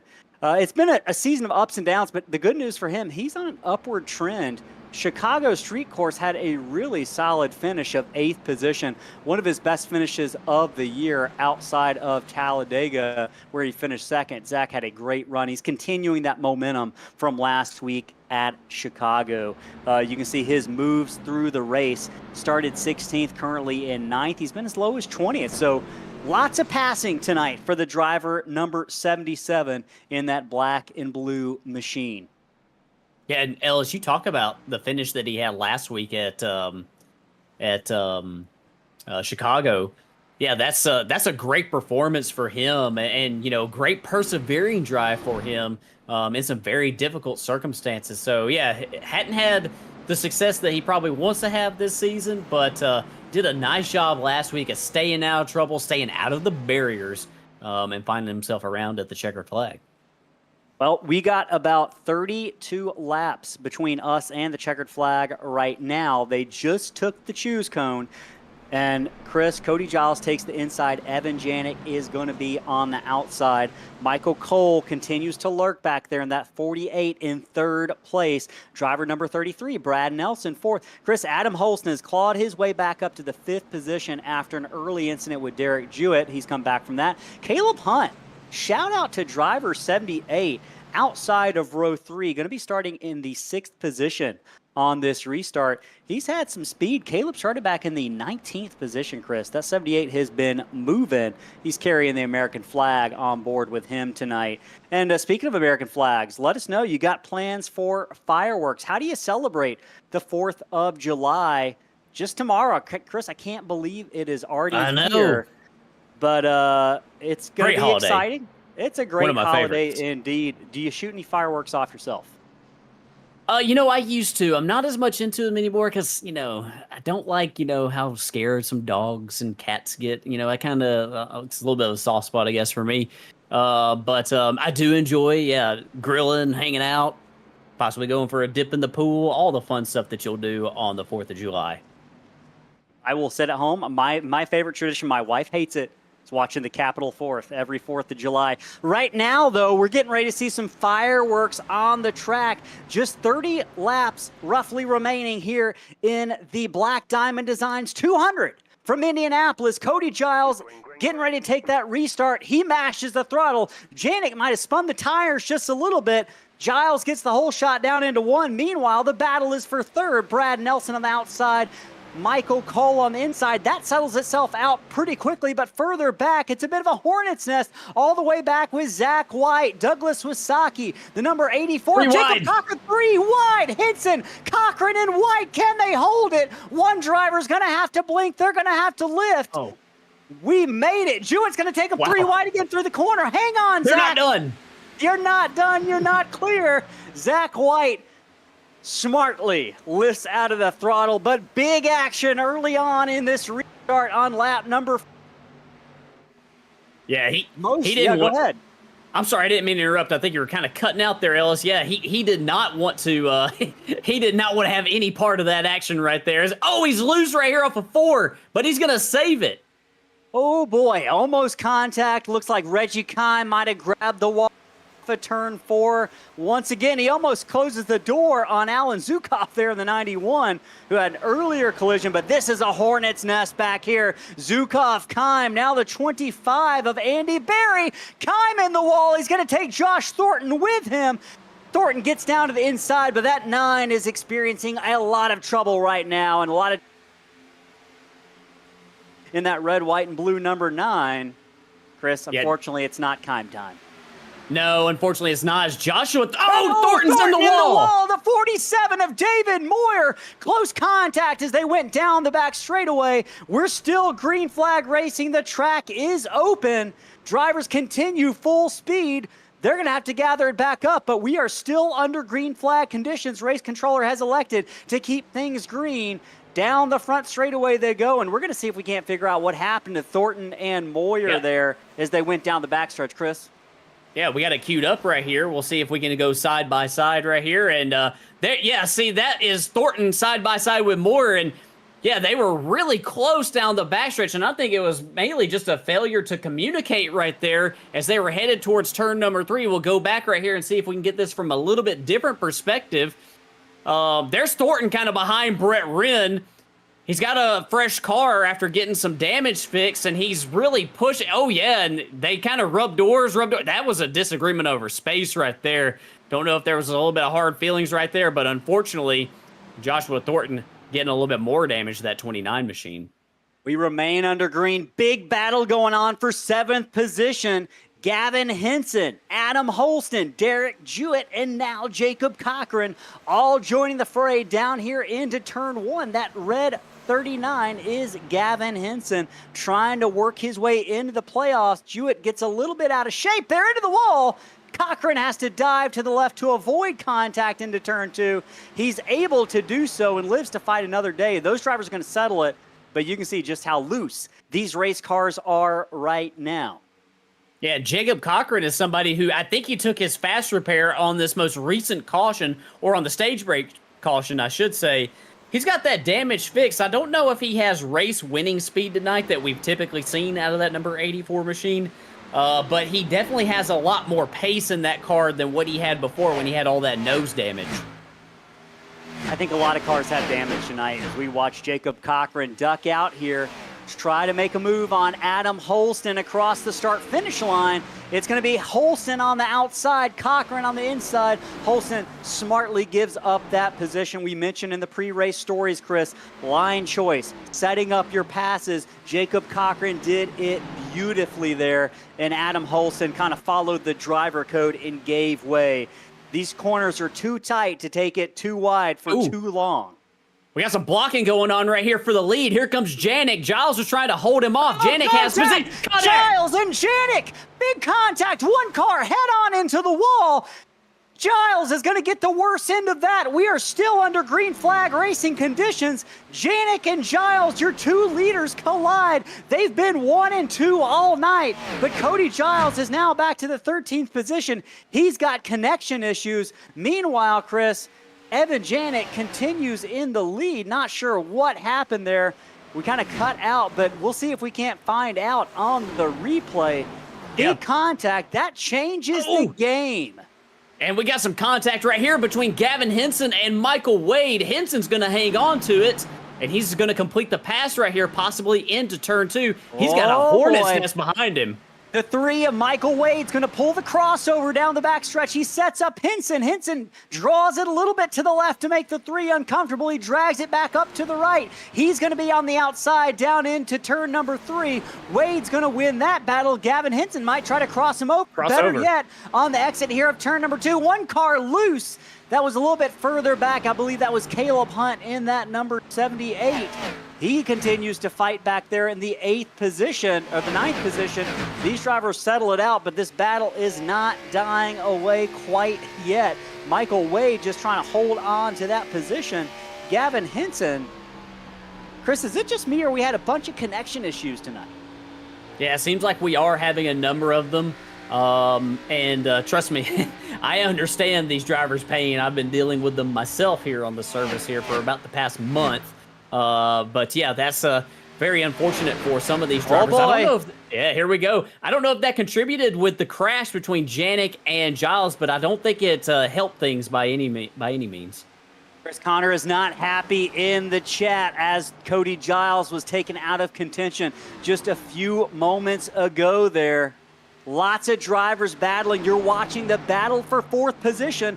Michael Wade on the back bumper of the 39 of Gavin Henson. Just about less than a car length separating these 4 or 5 cars. You see the dragon going down the front straightaway, as they call it. Drivers trying to stay in the tow. What do you make of those 2 entries into the corner? Yeah, just a couple of different approaches right there as Jacob Cochran in that Joe Dirt fireworks machine going to get to the inside of Michael Wade. Oh, we kind of missed the bottom a bit. They're going to get close right here off of turn 2. Some contact! Wade, Cochran, big contact. It might be a track blocker. That is going to bring out the 4th caution of the night. One other car into the wall. That was Michael Wade. Chris, the number 3 got collected. Jacob Cochran, the 84 collected. It might have been limited to those 2 drivers, I believe. Unless Zach White might have gotten a piece of that as well. Yeah, it seemed like it. We'll go back right here and see if we can see what happened and maybe if there were any other drivers that were involved. And yeah, there we see the contact right there into the wall right there. We'll go back just a little bit right here. I kind of made mention of it as it was happening. I could see Jacob Cochran driving in. He kind of missed the bottom a little bit. And yeah, he just wasn't quite clear of Michael Wade. And unfortunately, those 2 are going to get a significant amount of damage. I think Christian Barnes just snuck through right there. A great job out of the driver of the number 27 to get through that deal. But yeah, that was just a situation right there where one driver kind of missed the bottom just a little bit, Ellis. One driver missed the bottom. It upset the handling of the race car. It upset the line, and we mentioned how line sensitive Indy is. You saw the byproduct. Tight racing, difficult track. 2 cars going to pay the price for that. And Chris, don't look now. That might have been a break for Cody Giles. I'm looking, if he's not even on the track right now. I take that back. I thought he was still out there. Had he stayed around, he might have had a shot if he used that quick repair, but that's not going to be part of the conversation anymore. Right now, Evan Janik scored as your leader. A couple cars coming down pit road here. Having trouble getting my cameras going. Evan Janik is your leader, and Michael Cole the second. Go ahead. Yeah, I was going to say, I do have the incident between Evan Janik and Cody Giles keyed up right here, so we can possibly take a look at that. And we're side by side right here. And here's Evan Janik right behind Cody Giles, and you're going to see that number 5 machine blink out a couple times down the backstretch right here. He's going to try to take a little bit of a defensive line right here. Yeah, you can see him put the block on Janik right there. Janik's got a nice run off of 2, and yeah, there's a little bit of guesswork right there, but he's inside of him, and yeah, they make some contact right there. I think that Giles has been wanting to turn in a lot sooner than what Janik has all night. And that unfortunately caught him out in that instance. Drivers are going to hit pit road.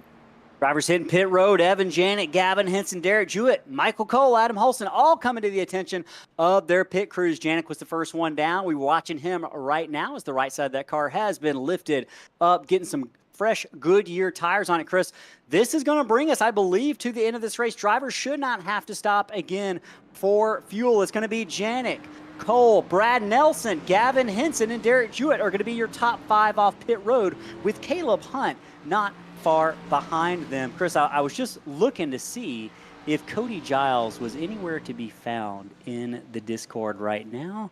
I wanted to see if we can maybe grab a word. I'm not seeing him, but I kind of want to hear from Evan Janik and see if we can't gauge his perspective on what just happened. So let's see if we can't get Evan into the booth right now. Evan Janik, it's Ellis, Chris, and Johnny up in the Slingshot booth. You got a copy, brother? Yeah, I got you. Well, boy, you were just part of a race-changing incident. You've had a great run going so far tonight. Walk us through what happened from your perspective there with Cody Giles in that number 5. Yeah, I still don't know. Him and I have been friends ever since we started racing each other. We've raced each other really clean, so I still don't know what happened because he's been gone on my screen for half the lap for 20 laps. So I hope he knows whatever actually happened wasn't intentional. All I know is that I got a 2X that we made contact, and then he disappeared again. So I have no idea what happened, but whatever it played out on screen, it was not intentional, and just unfortunate because I've had gremlins like that before. So I know how it is to be fast because he was the fastest guy out here, and to have internet issues contribute to what happened. And I think you were seeing the same thing we were. Connection issues might have been to blame for that. I'm sure y'all sort it out and talk it out after this race. We see you choose the inside line there. You're going to have Michael Cole in that 48 to your outside. He's been fast all night long. What do you got to do to get this thing done tonight in the final 20 laps or so of this race? Get through the gears good and don't look back. I got to race my own race. We can make it on fuel now. It's not even a question. So I have to take care of my tires for the rest of the run. So it's really up to me now. Good luck out there. Moving you back to 5-star racing, correct? All right. Yep. Thank you. Yes, sir. All right, you heard from Evan Janik. You heard about maybe what he thought had happened in that lap number 57 incident with his good buddy Cody Giles, who led an earlier part of the race. That was the second fastest car all night long, if not the best car. That leaves Michael Cole on the outside, Chris. Interesting turn of events here. This has been a fast car all night long. Only 3 races run in the Fall Creek Plumbing National Series. I'm wondering if we might not be looking at an upset winner tonight in that number 48. He's got 20 laps or so if he's going to get the job done. Right now in the chat, very active chat. We got some 71 Evan Janik fans. Bubba is in the chat. Michael Cole fan. We got Bubba in the chat. Necro Bear rooting for Michael Cole as well. Lots of folks in the chat right now. Chris, we're 41 people watching. Just 4 more. Send your friends in to watch so we can break our concurrent viewer record. Right now, 20 laps left in the Fall Creek Plumbing Series. Race number 20. Black Diamond Designs 200 here at the Brickyard. Evan Janik's that red, white, and blue number 71 on the inside with Michael Cole to his outside. 20 laps to settle it. 80 turns to go. Who's going to take the checkered flag? This is going to be the final run to the checkers. Janik, great start out of the gate. It's going to leave Michael Cole to fight off Brad Nelson in the 33, who's got the inside preferred position down into turn 1. Cole's going to try to hang it tight. He's loose. Nelson slides up in front of him. Nelson into the wall. Cole. Hinton all collected. 3 cars. A hood flies into the infield. Hinton, Caleb Hunt, the 24 of Brett Wren. All collected, but we remain under green. Yeah, we remain under green right here, but Brad T. Nelson, a lot of damage to that number 33 machine. We're going to go back and see if we can see what happened with Nelson. Man, we got a huge battle right here down the backstretch. 3 and 4 wide right there. Gavin Henson's whole hood is missing on that 39. Gavin Henson's whole hood. David Moyer into the wall. The 91 of Alan Zukoff, but it's the 29 of Thornton doing battle with the 25 of Andy Berry. These drivers look to have settled it out. Zach White going to try to get to the inside of Andy Berry. Down the stretch they go. He's got the preferred speed and the preferred line. Alan Zukoff fighting for the 12th position, getting by Andy Berry, Chris. But in front of them, that one car, the number 10 of Joshua Gillen has creeped into the top 10 for the first time tonight, trying to get by Douglas Wasaki in that number 11. It's a good-looking paint scheme, that black and white car with the American flag and those teal numbers. Easy to see here on the racetrack. He's in the 9th position. I know we got some Gillen fans watching in the chat right now. Folks in the chat commenting on how crazy that crash was just about a lap ago. Yeah, we're actually going to see if we can go back since we got a little bit of a lull in the action right here. See if we can see what transpired right there on that restart around that number 33 machine of Brad T. Nelson. I've got it queued up, Johnny, and here we go right here on entry to turn 1. You can see Brad Nelson gets a little bit loose on the bottom right there underneath Michael Cole, and a lot of damage, both those cars. Gavin Henson into the back of Nelson, and that's where Henson's hood went. He had some contact with Hunt as well. Brett Wren is just barely going to sneak through that deal. But that was a very, very significant race-altering event right there. We've had a couple of those here in the last few laps, Ellis. It has been a crazy turn of events. First, we had Cody Giles taken out of the race with some contact up front. Then several contenders like Gavin Henson and Jacob Cochran also suffering through some troubles here after that restart. Battle going through the corner. That's a battle, I believe, for the 8th position. Sorry, it's Wasaki, Brett Wren, and the 16 of Aaron Espy. That's all going on 6th, 7th, and 8th. Brett Wren, he's loose. And look at that heart rate, Chris. This dude is calm, cool, and collected right now. I don't think that thing has gotten really over 80 most of the night. I think he's more calm under green than he is when it's under caution. I saw it one time under caution up above 100. So, yeah, really, I think that's, that was close. That was close right there between Wren and I think that was the number 3 right there of Michael Wade. Brett Wren's still in a lot of trouble. Joshua Gillen loose off a turn number 2 there. It's going to allow Jacob Cochran and Joshua Thornton to slide on by, but we were talking about Brett Wren and how calm, cool, and collected that number 24 has been much of the evening. Lost it a little bit there, maybe a bit of the commentator's curse. Striking here on lap number 63, just 17 and a half laps to go. Necrobear asking if we can get a heartbeat on Cole. Unfortunately, we only have a limited amount of drivers who we can collect heart rate data from. Maybe we'll check in with Cole later on in the season, Necrobear. Derby also in the chat talking about the good thing this track has safer barriers. Connor, I did get your joke. I think I got it in the midst of all the action. Connor said that Connor, remind us of the joke. Remind us of the joke in the chat. I promise I'll get to your punchline this time around. Remember, send your friends over here. We're close. We're just 5 viewers away concurrently from getting to the most we've ever had concurrently during a race at the same time. Watching a big battle between Zach White, and Brett Wren. Right in front of them is Josh Thornton and Josh Gillen. The battle of the Joshes going on in front of them through the corner. Zach White, Brett Wren looking like they're going to settle it. Maybe, maybe not. Gillen and Thornton continuing to do battle. Oh boy! Brett Wren and Zach White almost contact. I believe that's actually Alan Zukoff. My apologies for driver number 91, who's also having to deal with Andy Berry in that 25 at the moment down the front straightaway. Berry's going to get the position. Does Zukoff fight back there? Maybe not, but they're going to catch Brett Wren, who gets offline in the corner, Chris. Gives up a ton of ground and time there. Really high on the racetrack now is that driver.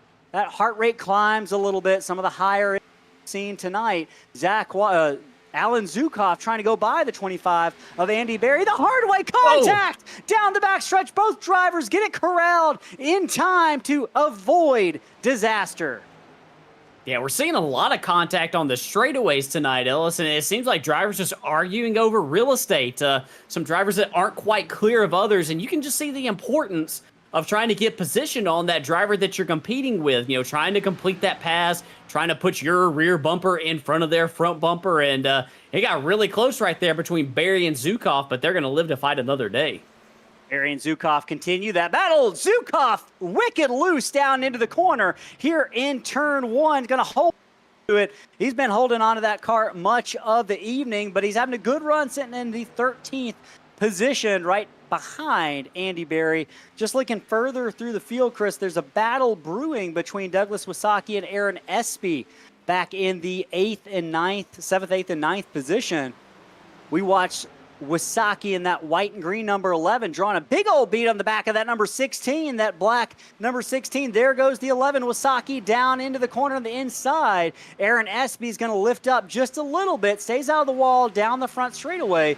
Wasaki's going to have the preferred position. Will Aaron Espy kind of cede that spot to the 11, or will he try to fight it down into turn 1? About to find out. He drives down there hard into turn 1. How fast can he hold that thing on the outside line? The answer is going to be fast enough to hold up the number 11 that'll continue down into turn number 2. Will the 16 get a run off the corner, or will he fall into the clutches of the 92 of Alex Pollock back in 9th position? Yeah, right there. You can see you can put up a fight right there, but 2 corners in a row of running up on that top lane, Ellis. You just can't compete with the speed and the momentum of that bottom lane right there. As Aaron Espy is way up the hill in about the 3rd lane, a lot higher than what you really want to be right there, and that's going to open the door for Alex Pollock to get on his inside. Alex Pollock gets that position from Aaron Espy. It moves him up to 8th. Chris, I don't want to draw attention to it, but I feel like I have to. With just 12 laps remaining, the battle for the lead has picked up just a little bit. Derek Jewett has run some laps faster than Evan Janik in 2nd place. Jewett trying to claw or eat away at that lead. He was a little bit slower last time by, but he had been closing the gap ever so slowly with just 12 laps remaining. Jewett's not out of this. These drivers are on the same lap of tires. They've got 10 laps on this set of tires. We're going to see what their times are this time by. We'll compare those last lap times between Evan Janik and Derek Jewett. But Derek Jewett, Chris, talk about fighting through adversity in this number 45 car. Yeah, he's definitely fought through it tonight right there. He was about a 10th slower on that previous lap. Yeah, this lap right here was a big loss, and I think it was because he was in the dirty air of that number 39 machine, Gavin Henson, who's trying to go up there and get his lap back after the damage on that restart. Yeah, that was a pretty significant loss right there on this lap, a loss that you can't really afford to have at this stage of the race. So we'll keep our eyes on that lap time right there as we got a battle right here between Caleb Hunt and Michael Cole. This is a battle right here for the 4th spot. Cole is going to clear Hunt right here going down the backstretch. Michael Cole moves up to 4th. Caleb Hunt back to 5th. Jacob Cochran. Michael Wade, I should say, is Jacob Cochran a lap down, lurking a little bit further back behind Caleb Hunt. Not on the same lap, but you mentioned Michael Cole getting by for the 4th position. Chris, Johnny, we got a request from Connor Lyons. What do you think it is? We got to give it to him for at least a lap here. I think it's a crank it up request, right? I think it is time to crank it up as the leaders roll through the corners. We're going to let it breathe for a minute so you can hear the sights and sounds around Indianapolis Motor Speedway.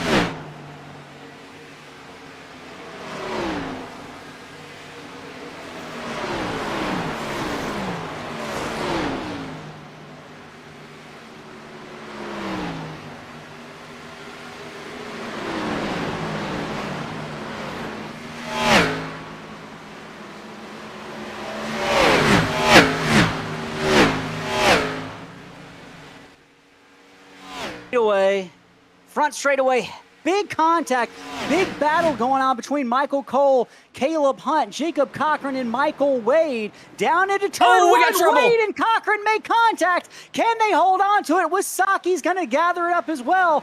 We're still racing under green flag conditions here at Indianapolis, and we all almost had a moment there, as the kids say, where all hell broke loose, but the skill of the drivers saved us from a caution here on lap 70. Oh, Douglas Wasaki, Michael Wade, Jacob Cochran, all down the back straightaway.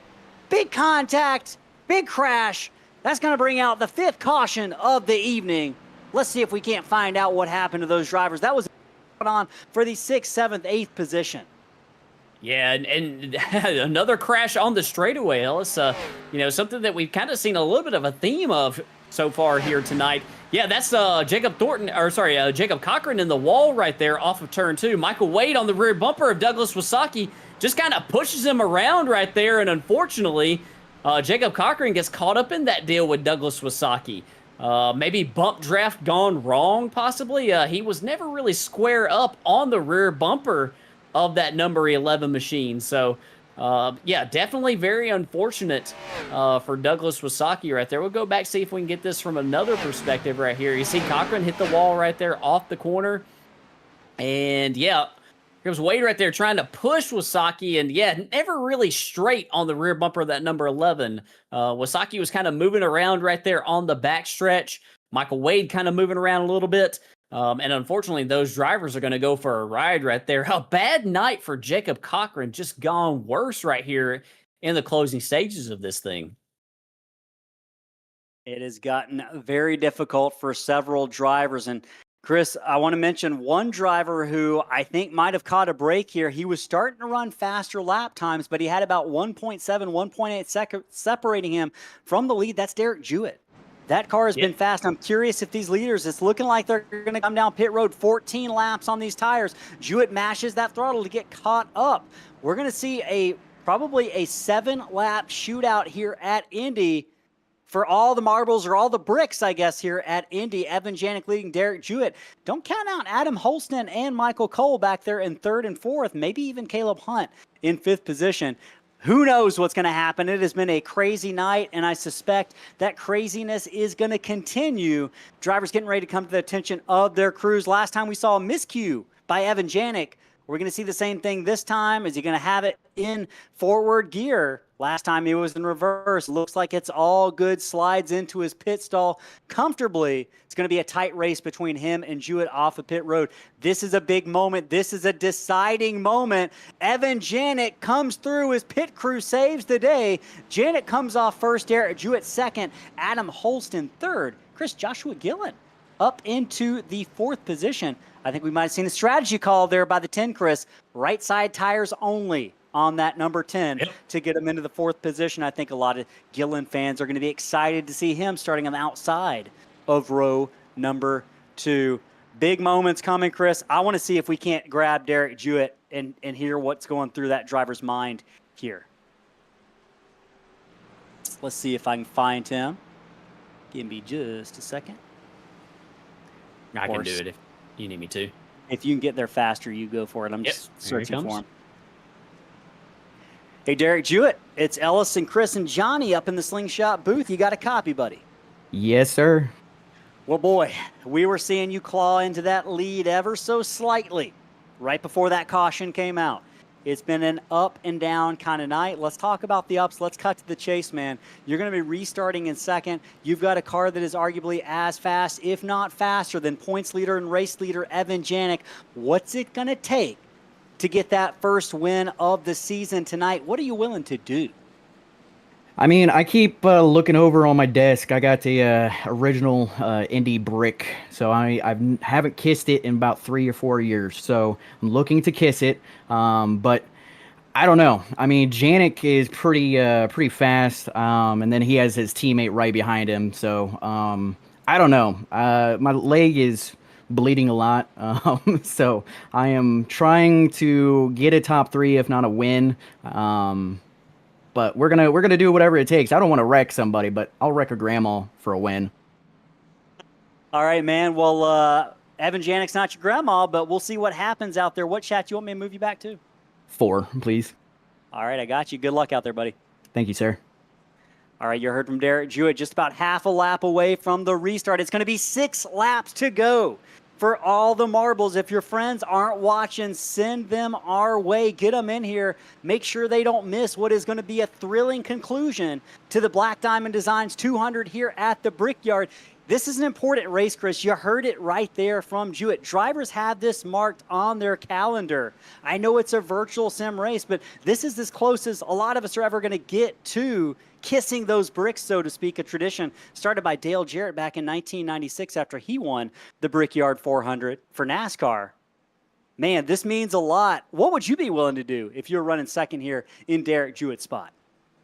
Well, I wouldn't be, willing to wreck anybody. I don't think I wouldn't do that, but I would do everything I could to possibly get the best restart that I could get. I would have my eyes wide open right here, sort of zeroed in on that number 71, be ready to launch when he launches. It's still really hard to do, really difficult when you're not the control car, Ellis.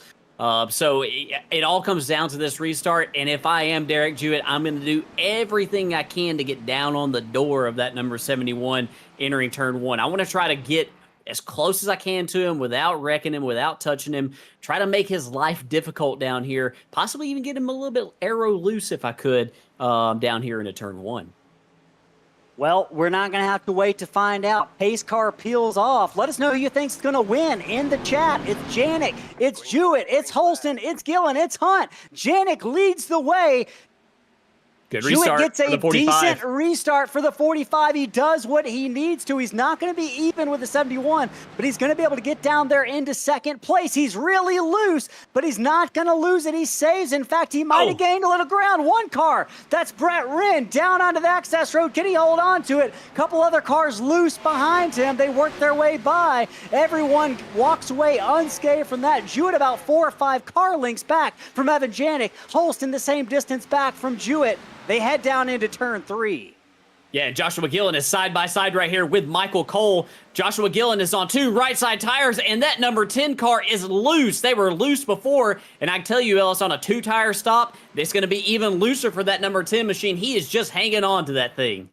Hanging on right now. He's in 6th position, trying to hold on to a top 10. Meanwhile, back up at the front with 5 laps remaining. The battle is no longer for first. The battle is for second. Adam Holston saying, hey, don't forget about me. He brings that number 8 into 3rd position now, swinging it down into turn number 2, trying to get by Derek Jewett. It looks like he's got a better handling race car in the closing 4 laps of this race. Yeah, he does. He's really, really working that inside lane really good. Really hooking the bottom nicely in that number 8 Chevy. He's looking to close up on the rear bumper here, getting a little bit of a toe right here down the back stretch. We'll see him right here into turn 3. Oh, yeah, Derek Jewett way far up the track. The 8 of Holston was also off the bottom a little bit further than he possibly wanted it to be. But this battle is on for second spot, Ellis. Jewett loving what he is seeing right now. By the way, Chris, 45 viewer, now 46 viewer goal reached. Thank you everyone for doing that. Awesome. We're going to celebrate it. One driver's going to be celebrating a win here. Momentarily, Evan Janik leads the way. Derek Jewett, Adam Holston right now riding on Derek Jewett. He gets a bit of the wall there, sends him down into the corner, turn number 2. Holston going to try to seize and capitalize on that mistake down the back straightaway, but he's going to lose a little bit of ground there. Both drivers losing about a 10th a lap to Evan Janik here. Yeah, and Adam Holston right now, he's in a very difficult position right here for 3rd as we got a heck of a battle going on between Joshua Gillen and Alex Pollock. Gillen drove Pollock all the way down to the inside right there. This is a battle for the 6th spot right here. Pollock looking to complete it on Gillen, who is on just 2 tires on that pit stop. These drivers that are behind, is Gillen sideways, but holds on to it. Gillen sideways, holds on to it on the exit of turn 4. That battle settles itself, Chris, but want to mention something. Derek Jewett is in the last lap, taking away a 10th and a half, 2/10 from Evan Janik's lead. This thing is not over yet. 78 of 80 laps complete, now reaching 2.5 laps left. Does that 45 lurking in the distance have anything for Evan Janik as they careen their way down the backstretch here at Indy? It's going to be really hard. I was going to bring this point up earlier. As those drivers get closer and closer to the others that are behind them, as we still got some more battling going on here. I promise I'm going to make this point. As it gets really difficult as you get in the dirty air of that driver in front of you. It just makes that car tighter and tighter. Somebody who's not tight out there right now that's Joshua Gillen. That car is sideways loose. And you can see it creating a bit of a stack up behind him with Gavin Henson and Aaron Espy getting so close there through turns 3 and 4. They go down the back stretch, or I should say the front stretch, for the penultimate time. Just 2 laps left at Indy. It's all Evan Janik out front right now. He's working his way by Reggie Kime, the lap car. That's not going to be a factor here. It looks like Kime's going to get out of the way. Maybe Jewett caught him at a bad time, but the gap is widened for the lead. This is Evan Janik's race to lose. Just a lap and a half left. Yeah, that was definitely not good timing with the lap car with Derek Jewett. That hurt him a lot more than it hurt Evan Janik. And that's just, unfortunately, that's just part of the deal sometimes. You can't decide when you catch lap traffic. Sometimes it just works out that way, as Evan Janik is going to receive the white flag this time. Evan Janik getting the white flag here at Indy. We talked to several drivers about how important, how meaningful this win would be at a track like this and a race this big, the Black Diamond Designs 200, and it means a lot. One of the most famous tracks in motorsports history. We talked about just how big it is, just how vast the history is. Evan Janik's taken that Whiplash Simcam's white flag. He takes that AmSoil 71 down the backstretch here on July 4th weekend. That red, white, and blue machine is shining bright through turns 3 and 4. No other car in the picture for Evan Janik. It's been fireworks on the track all night long. Some with Evan Janik's good friend Cody Giles, but none of that matters right now. The 71 comes off of turn 4, and he's going to cross the line. He's a winner at the Brickyard. Janik first, Jewett second. Adam Holston settles for third place. Michael Cole will finish fourth, with Caleb Hunt holding big crash position. Across the line, big crash. Brett Wren, Douglas Wasaki, a couple of cars. Joshua Thornton may be involved in that. I see Michael Wade as well. We're going to see if we can't figure out what happened. All drivers look to have crossed the line. Yeah, so Joshua Thornton was affect the finishing order. Yeah, Joshua Thornton was the first one I saw sideways. They actually crashed before they got to the line. Brett Wren was crossed up right there by Joshua Thornton. Oh, and some contact from Wren into the left rear of Joshua Thornton. Turns him into the inside wall. Douglas Sasaki is going to sneak by as they go by the pagoda right here. And right into the path of Andy Berry, who hits Joshua Thornton real hard. Alan Zukov taking evasive action right there to miss him. Michael Wade nowhere to go. But yeah, some of these drivers right here crashing across the start-finish line. Big crash, but the fireworks were up front as well, where Evan Janik worked his way to a victory after leading much of the race. Before we get to the winners and the second and third place interview for tonight, presented by Sofa News, Chris, we got to talk about the winner of the diecast competition, the most active chatter tonight. I'm feeling generous, Chris. We're going to do 2 winners tonight because we had 2 newcomers show up and just cook in the chat tonight, keeping things lively. Derby as well as Necro Bear. Derby and Necro Bear, you were the 2 winners tonight. Connor, you were so close. We appreciate you. We've sent you diecast before, so, maybe in the future, but tonight it's all about Necro Bear and Derby. I just entered our email, ssracingleagues@gmail.com. Send us your contact info, where to send those diecast, and we will get them out to you on Monday after the holiday weekend. That's Derby and Necro Bear. Let's go ahead and pull in our third place finisher, Adam Holston, into the chat, getting ready for our post-race interviews presented by Sofa News. Chris, if you can get there faster, I think I've got it. Let's see. Adam Holston. I got him. Okay. Hey, Adam Holston. This is Ellis, Chris, and Johnny in the booth. You got a copy? Yes, sir. Hey, man, wild finish there. We thought you might have a opportunity to work your way by into second place there for just a moment. You had to settle for third tonight, but it was a night of ups and downs. Walk us through how difficult it was out there tonight. We saw you even have some trouble early on in the race. Well, it was definitely loose off the turn and tight in, so it was really a struggle to figure out what needed to be done. But it was really staying out of wrecks too for me. I got in that one wreck and managed to work my way back up, luckily, and dodge a couple more wrecks. But other than that, yeah, it was a tough race. And it was it's just going to continue to pad your position and the points you're already locked in, but you're continuing to build on that just a little bit. Congrats on that third place finish at the Brickyard. Big race, big track, big podium finish for you. Any shout outs before we let you go celebrate? Yeah, I'll shout out Black Diamond Designs for the paint scheme. I'll shout out 5 Star Racing for, just strategizing with each other and, good teamwork and putting these races together. I'll shout out Mystic for putting the league on, and I'll shout out Slingshot for broadcasting these races. Doing a good job, boys. Man, we appreciate that very much. Good job on that third place finish. Go out there and do some celebrating. All right, have a good night. Yes, sir. All right, we're going to bring second place finisher Derek Jewett into the booth. Derek Jewett, our second place finisher. This is the Slingshot booth. You got a copy, my friend. Yes, sir. And Derek, we watched you overcome so much adversity tonight. We saw you have to make that pit stop right there in the second stage, and you went a lap down. And with your injury tonight, did you really expect that you would find yourself right here on the podium at the end of this thing with the way this night was going early on? Chris and Ellis and Johnny, I am like beyond like ecstatic. I can't believe I even finished this race. There's so many times where I wanted to quit. Even when I was running second, I was just in so much pain. But I can't believe it. Well, Derek, besides the obvious physical pain that we know that you had to be going through tonight, what was your biggest challenge out there on the racetrack with the way that these cars were handling?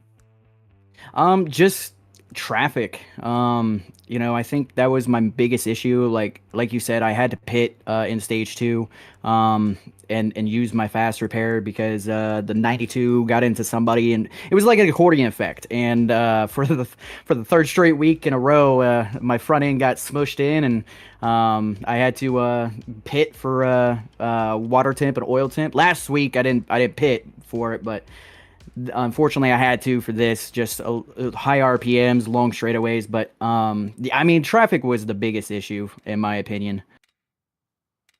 Well, you overcame all those obstacles tonight, did a fantastic job overcoming all kinds of adversity. We're going to take a week off next week before we see you at Iowa on July 17th. But before we let you go celebrate this great second place finish, you got any shout outs for anybody out there? First, I have a question. So like I said, I have I have a brick, and with the amount of struggles I went through, do you guys think it's rewarding to kiss that brick even though I didn't win? Nope. Can't do it. Can't do it. Let us know in the chat. Let us know. He wants to know if he can kiss the brick for finishing second position. Let us know whether you think he should do it or not. I'm going with no, Derek. I hate to do it. But I say no. I Derek, completely understand. Give that brick a kiss. Ain't nobody going to. Oh, we got people in the chat. We got some answers coming in. We got to know. We got 2-1 right now, Chris. You're losing. If you guys saw the actual photo I sent to Alex, like you could see my tendon and muscle from the injury. So, but other than that, I want to thank you guys for putting on a great show. I'll be watching the replay and see how much you talked crap about me. I'm kidding. We were very spoke very highly of it. I appreciate it. You guys are always telling me that I have speed, and it's just try to come up with coming over that hump. But I think we're on the right track. But I want to thank CHGO. They're an amazing sponsor that came on late. Non-Typical Designs, who makes my paint schemes. Beast Unleash. I'm going to be drinking a lot of that tonight to overcome the pain. And Abin Box, Joshua Everett, Mystic Racing League, everybody that runs this. I appreciate everybody allowing me to come back after having a suspension and throwing a temper tantrum about it. But glad to be back, and we'll see you guys next week. I'm gonna try to kiss that brick next week if the chat says no, or Sunday, not next week. Gosh, medication. Well, hey, you just enjoy that beast tonight. Get that leg healed up. And hey, we'll see you at Iowa here in a couple weeks, and we're looking forward to talking to you again at the end of that thing. Great run tonight, bud. Congratulations on your second place finish. Thanks, guys. Appreciate it. Have a good 4th, everybody. You too. No brick for Derek Jewett tonight, but maybe a beer. You heard it there. Evan Janik, we're going to bring him into the broadcast booth now. Your winner, Evan Janik, winner of tonight's Black Diamond Designs 200 at the Brickyard. Congratulations. You got a copy. Yep, I got you.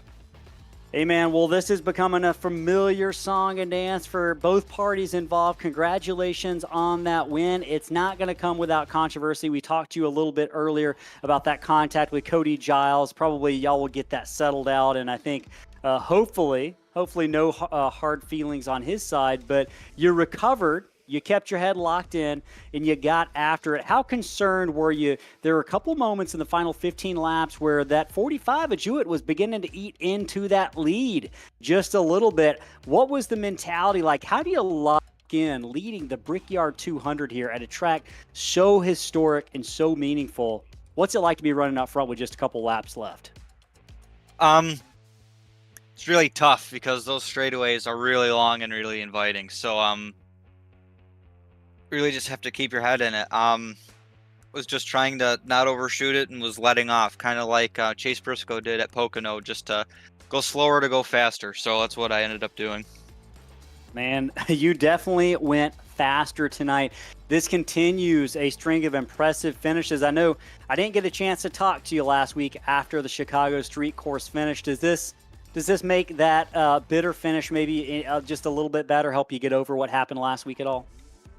A little bit. I still would have liked to won because I felt like I should have won that race, and this one I feel like Cody should have won.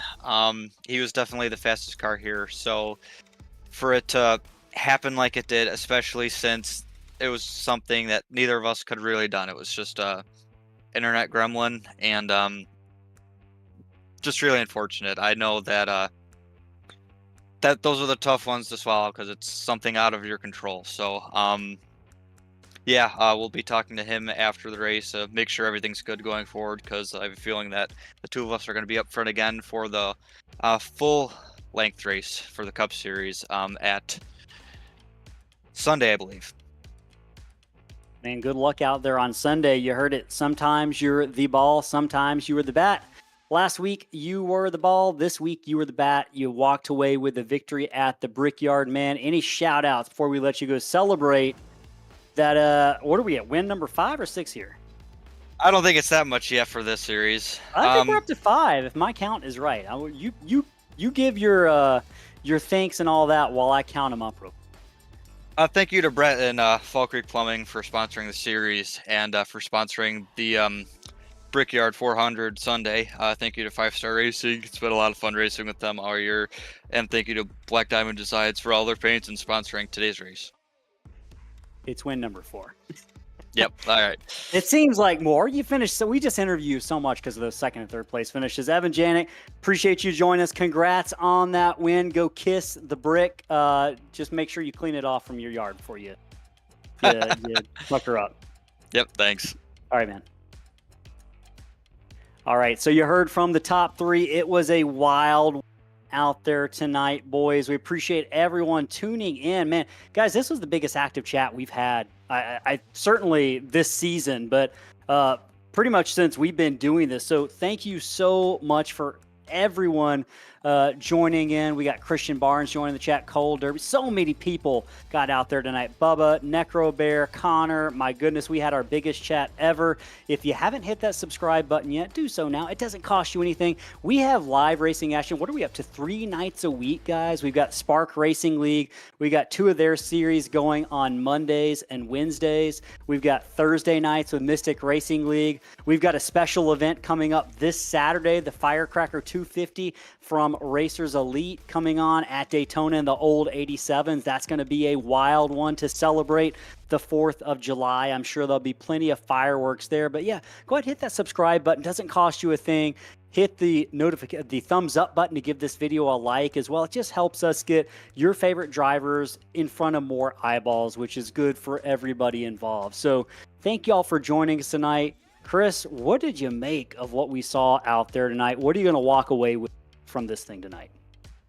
Well, just, a great night of racing action. Maybe some hard feelings out there. We saw a lot of contact. We don't normally see this amount of contact here at Indianapolis Motor Speedway. But yeah, it was definitely action-packed the whole time. We thought coming into this thing that maybe the only cautions we would see would be the stage breaks, but we wound up with a lot more than that. Had a heck of a battle for the lead between Giles and Janik before that unfortunately went awry. Down here in the closing stages of this thing. So, I'm looking forward to, I know it's going to be an off week next week, but I'm looking forward to seeing these guys back at Iowa here in a couple weeks before we start looking at the finishing results. You mentioned all of the great action that we've seen here on SRM here in the last few weeks. If you watched last night, you saw the Patriot 150, and you saw our producer, Johnny Rapp, finish in third spot in that race. Yeah, how about that, Johnny? Good job last night.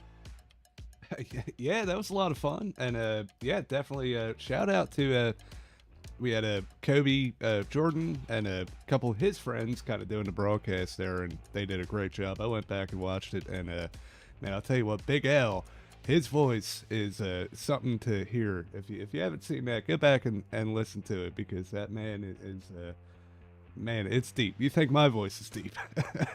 I feel like he's built to sing Barry White songs. But yeah, no, they did a great job. You've got another broadcast coming to you Saturday night from Racers Elite here on Slingshot Racing Media. It's going to be a wild one. Guys, this was awesome tonight.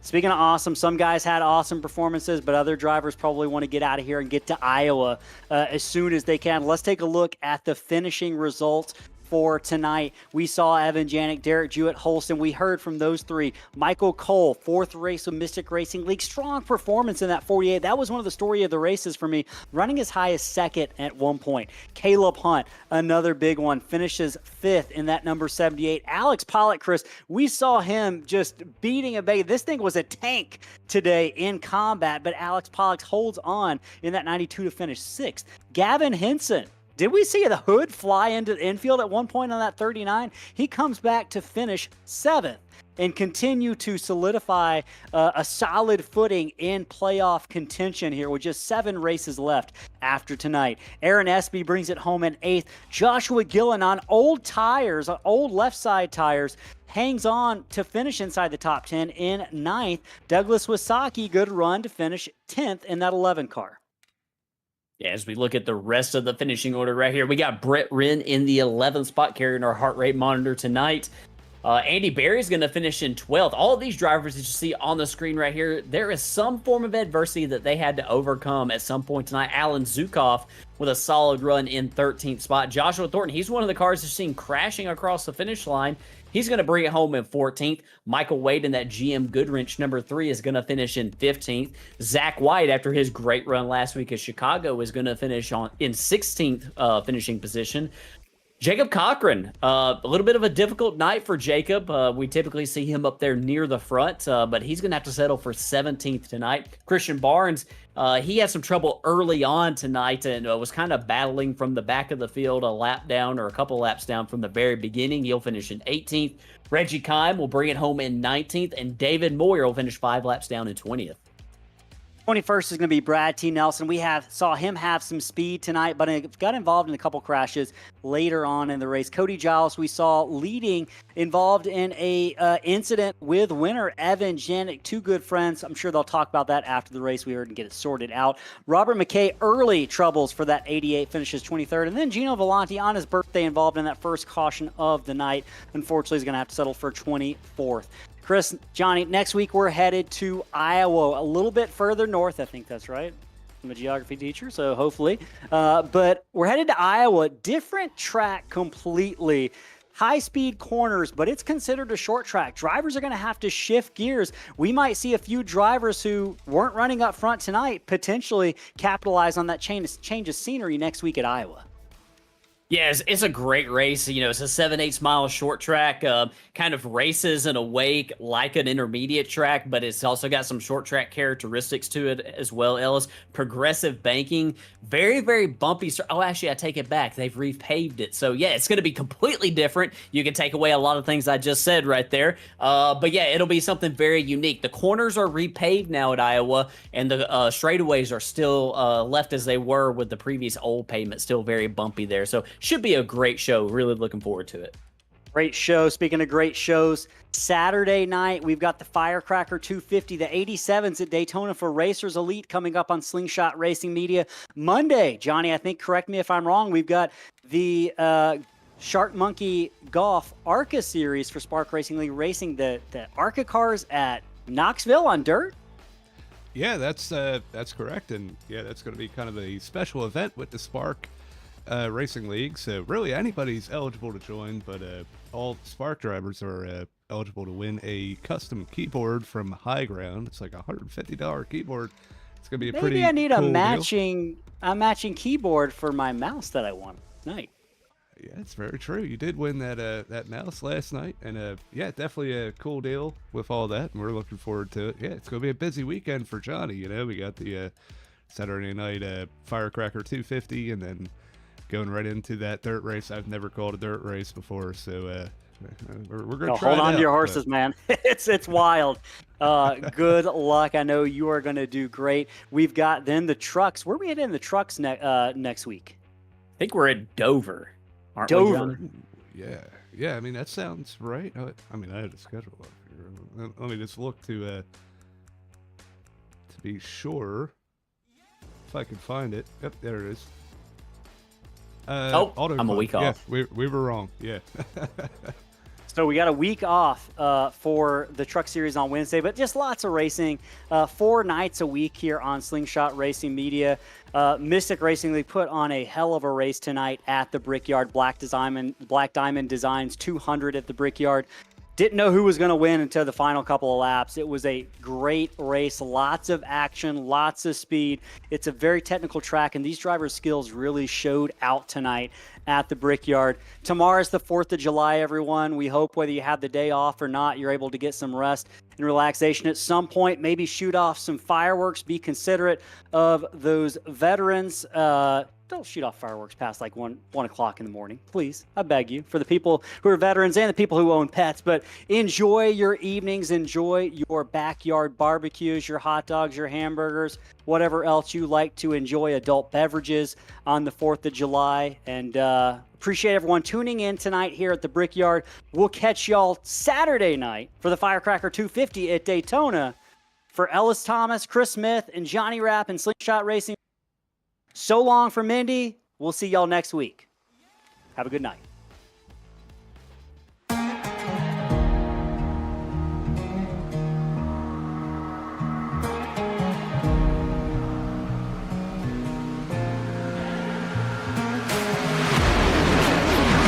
Soldier of fortune, gotta walk through a fire for what's important. The warrior's blood through your veins is coursing. Kill for hire, soldier of fortune. The whole world's watching every move. Take your shot, don't act a fool. All you got and all you ever need is one bullet in the chamber. Ready to take your game, but ain't nobody gonna save you. So what you gonna do?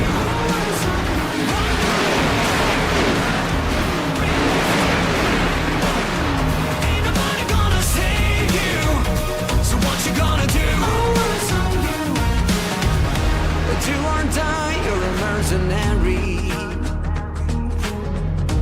One of a kind, that's your burden to carry.